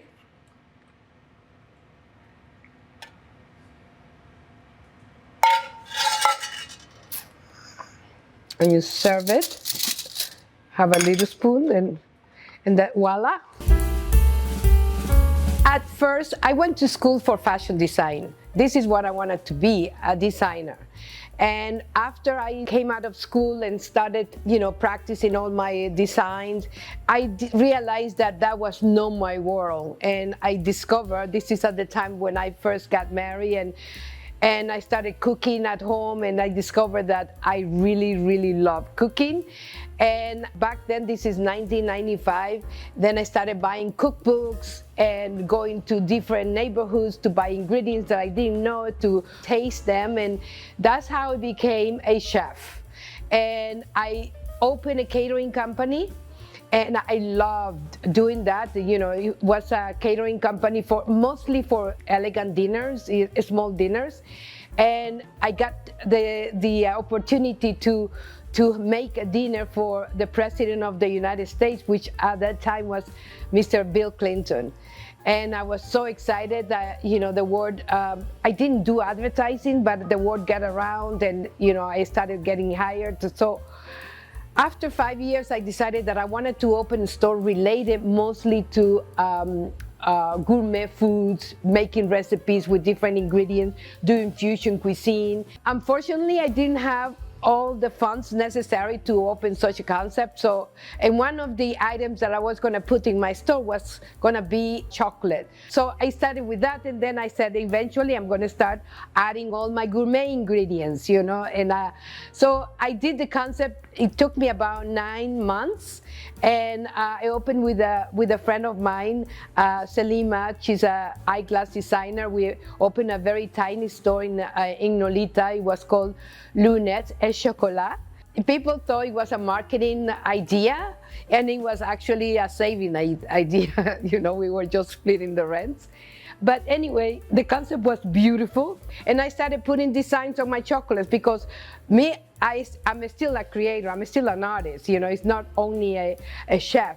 So for me, it was very important to have very good ingredients and very good and beautiful visually presented. So I started with my husband's design. He was a painter. So I brought in his paintings on the chocolate, and eventually started creating my own, more fashionable items. I took this space as a pop-up shop. This is back in December of 2001. I just painted the store in blue. This is when I decided to launch the brand MarieBelle. The year 2002. I introduced my hot chocolate. The hot chocolate is like pure chocolate. So I was making the hot chocolate in the store in a pot, and so the whole store smelled like chocolate. The editor of Oprah magazine came in and said, "Oh, I wanna present it to the magazine people to see if we can consider it." So not only was considered for the magazine, but was considered for the favorite things of Oprah for the year 2002. That was the breakthrough, for the brand. I am from Honduras. I was born and raised until the age of 11 in the countryside in Honduras. And I feel that shaped me to who I am today. Why? Because I had a very simple country life. Everything was very natural, and I feel this is how my palate was developed. I also was surrounded of cacao, cacao trees, and funny enough, when I opened my brand, I didn't know that cacao was chocolate, because we used to call it cacao. I felt that I was destined to bring cacao back to America because everybody was giving credit to Europe. The best cacao, the best chocolate comes from Europe. No, the best cacao, where is the root of chocolate, comes from America. Chocolate is a gift to the world from America. Okay, baby. So now we're gonna head out over to my apartment for the kitchen and table setting. Welcome to my home. I'm so excited to show you my home, to give you a little tour. But first of all, I'd like to tell you about the art that is showcasing here. This is actually Jacques Lieberman art, who is my late husband, and a lot of his art is displayed in this house. Of course, I have other artists like Danu is an artist from France, and this is actually photographs from the Alexander McQueen's behind the stage. So this is continuing with her photographs. These are actually now sitting in a museum in Paris, and it's so beautiful. And here we continue with my husband's art, and he was amazing in doing bold art, bold colors, and this is of course black and white, but you can see the boldness of it. And I have another artist here. This is actually a friend of mine, an artist from Vietnam. Her name is Cho Son, and she does art, abstract art, and this is the Beethoven illustration. And here we have different artists. I call this a gallery because the hallways is usually a place that you just pass by, but I wanted people to stop, and smell the roses. So for me, this is a very special place. We have some illustration of John Sargent, from a British painter. And, this is like a very happy, welcoming to home. And, I wanted to use every little space of the house to cover with art. And this is Gabriela Gil. It's an artist from Honduras. And this is all acrylic on canvas. And I decided to cover the doors with her art. This is my husband's abstract work. Modern, this is he was known for his abstract work, and then we have some original prints from Picasso, Matisse, and Chagall. All these are originals, and this is. I buy things at the flea market also. Wherever city I go, I always go to the flea market. This I picked up in a market in Paris, and this is my husband's illustration by Jose Hernandez, who is also an artist and my nephew. And this is Jacques Lieberman. This is an artist from watercolor from Honduras. And this is another, this is oiled on canvas. It's an artist from Monaco. Now I'm going to show you my kitchen. For me, the kitchen should be super important. I mean, it's important for me because I love cooking. So I always dream of having a old-fashioned stove, and I feel this is the flowers of the kitchen. This is a Le Cornu. It's a French brand that always dreamed of it. A little bit unpractical, but the looks I love, and I can work with it, So here I took advantage of the high ceilings, and storage in Manhattan is very difficult to find. So this is when I decided to do double cabinets, so I can put the things that I don't use every day, and then the things that I do every day. And this table is a very dear table. This is actually was my husband's first purchase when he moved to Soho from Gramercy Park. It's made out of teak. We used to have a lot of these tables when he had his studio here, actually. And he had all these tables to work on. So I kept this, like the center also of the house. Like I can feel his presence here. This is teak made in Denmark, and I like to work here, to go to the stove, and then to go to the sink. And this is so practical to have this. My favorite dishes to make are, I'm going to tell you, I can't tell you Italian or I can tell you French because I always do fusion. If I'm going to do a French dish, I like to do the French, but with influence of other countries. It could be my country, it could be Spanish, it could be Persian food, which I love. So, but I love, I loved to make the paella. I loved to make the seafood salad with tropical fruits. and some traditional dishes that I just developed and actually they listed in my recipe book. It's called pupusas, but these are vegan. It's made with sauteed leeks, and it doesn't have cheese. Traditionally, it has cheese and beef, but this one I just made it vegan.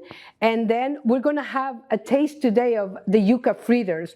Very few people in America are familiar with this vegetable, but it's a root vegetable, very similar to potatoes.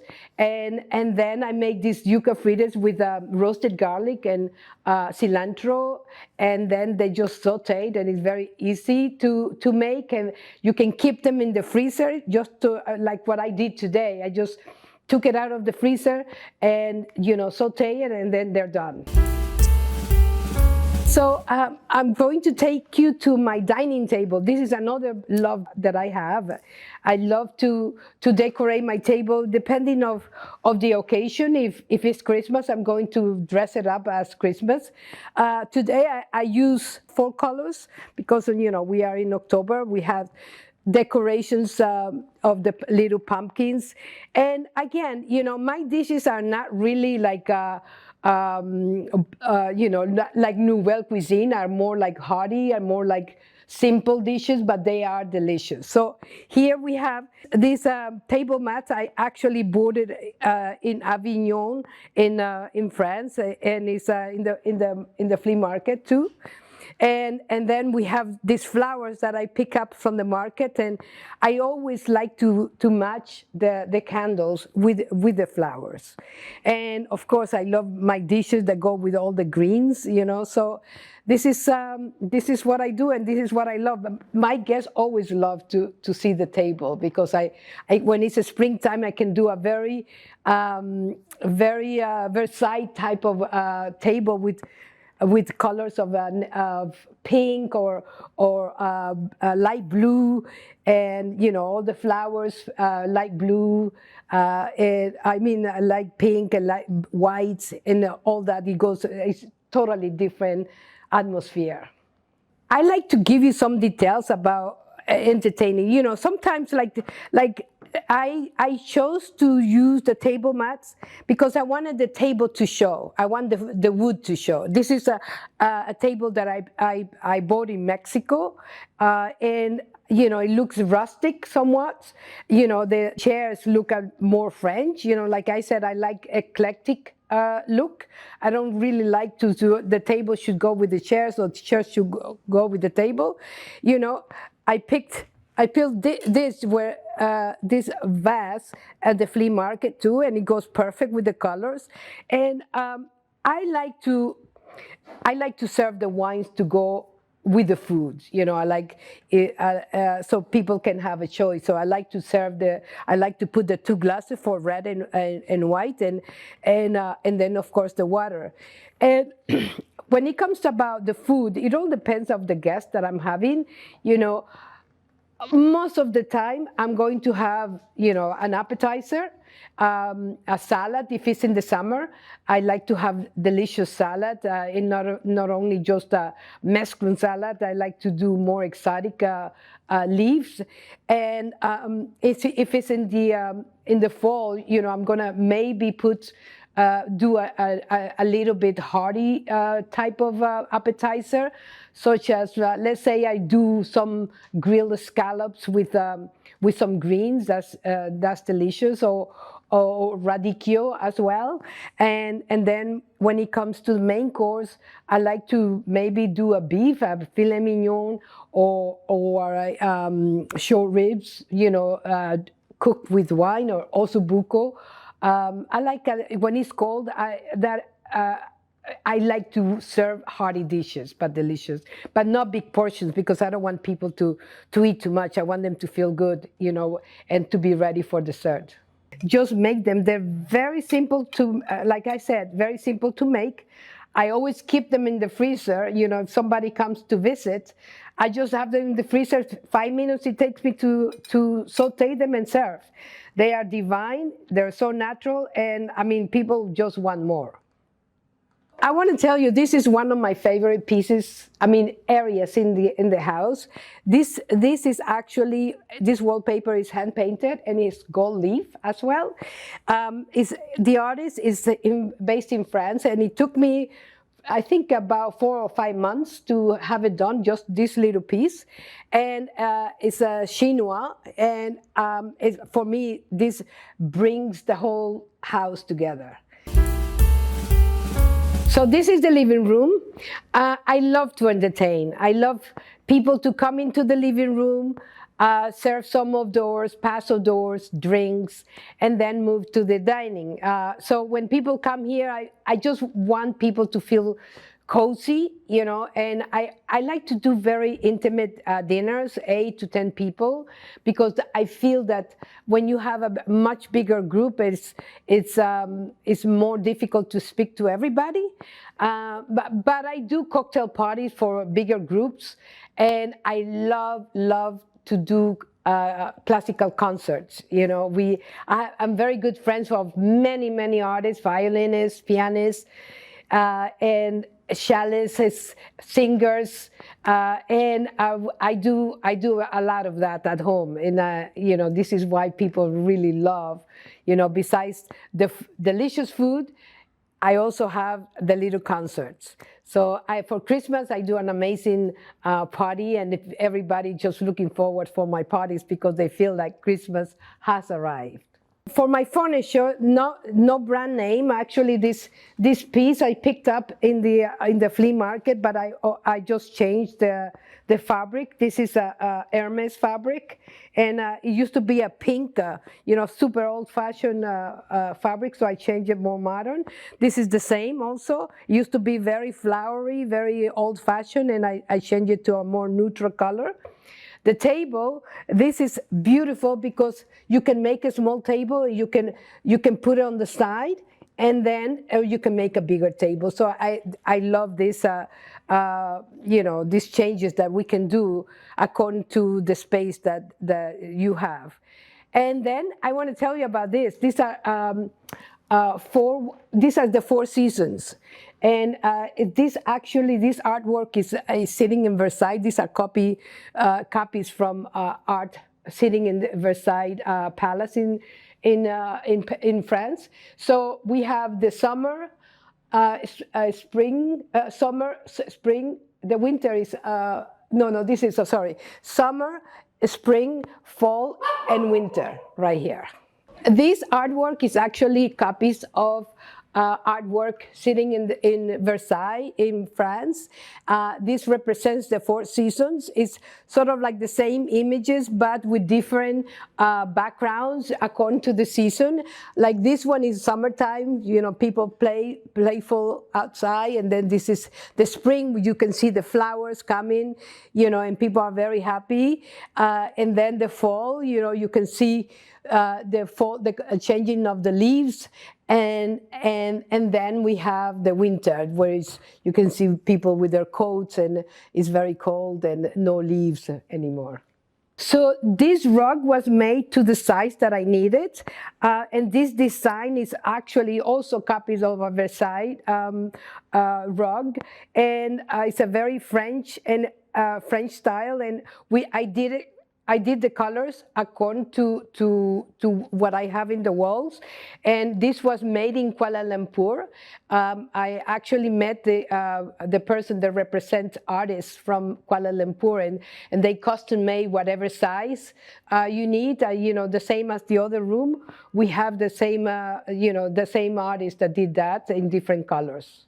I feel that my background in fashion, I discover over the years that I am a creator, and I have a very good sense of you know, decor and creating, and I feel that in my opinion, of course the fashion played a big role in me, but at the end of the day is the sensibility that you have, what you like, and then you put it together. It's the same as, you know, when I put a dress, when I wear pants and to go with the blouse, you know, it all goes together, and it has to, the same plays a big role in decor. Okay, so this chandelier was made by the same people in Czechoslovakia. I saw this very huge chandelier in a print-on in Paris, a department store. It was as big as this room, and it was the same style. So I took a picture of it, and I sent it to the maker in Czechoslovakia. And she said, "Well, that's a baccarat. You know, we also do baccarat." And I said, "Well, I don't need that big chandelier, but I can make it. Please make it small." And I send them the sizes. So this was also took me about 4 months to get it here. This is another. I was looking for when I was decorating in 2018, the new place. I saw these chandeliers in first beads, and it were so expensive that I could not afford it. But I took a picture. I also sent it to my maker, and they did it for me. Everything came in pieces, and I had to put it together here. This is actually a copy of a chandelier lamp that I saw in first beads. It was gorgeous, but it was so expensive that I definitely could not afford it. So I took a picture of it and I sent it to my maker in Czechoslovakia, and they were able to do the whole thing. And then I put it together here. I have the gift box for the perfect gift especially for this holiday. So it's to fit the book. And you know, you don't need to wrap it, but just wrap it like this. It comes with this beautiful, gorgeous box, and it's ready to go. Well, Homeworthy, it's great to have you at my home and at my boutique, and I hope to see you soon. Thanks for watching. Be sure to go to homeworthy.com for exclusive content, shopping guides, and so much more.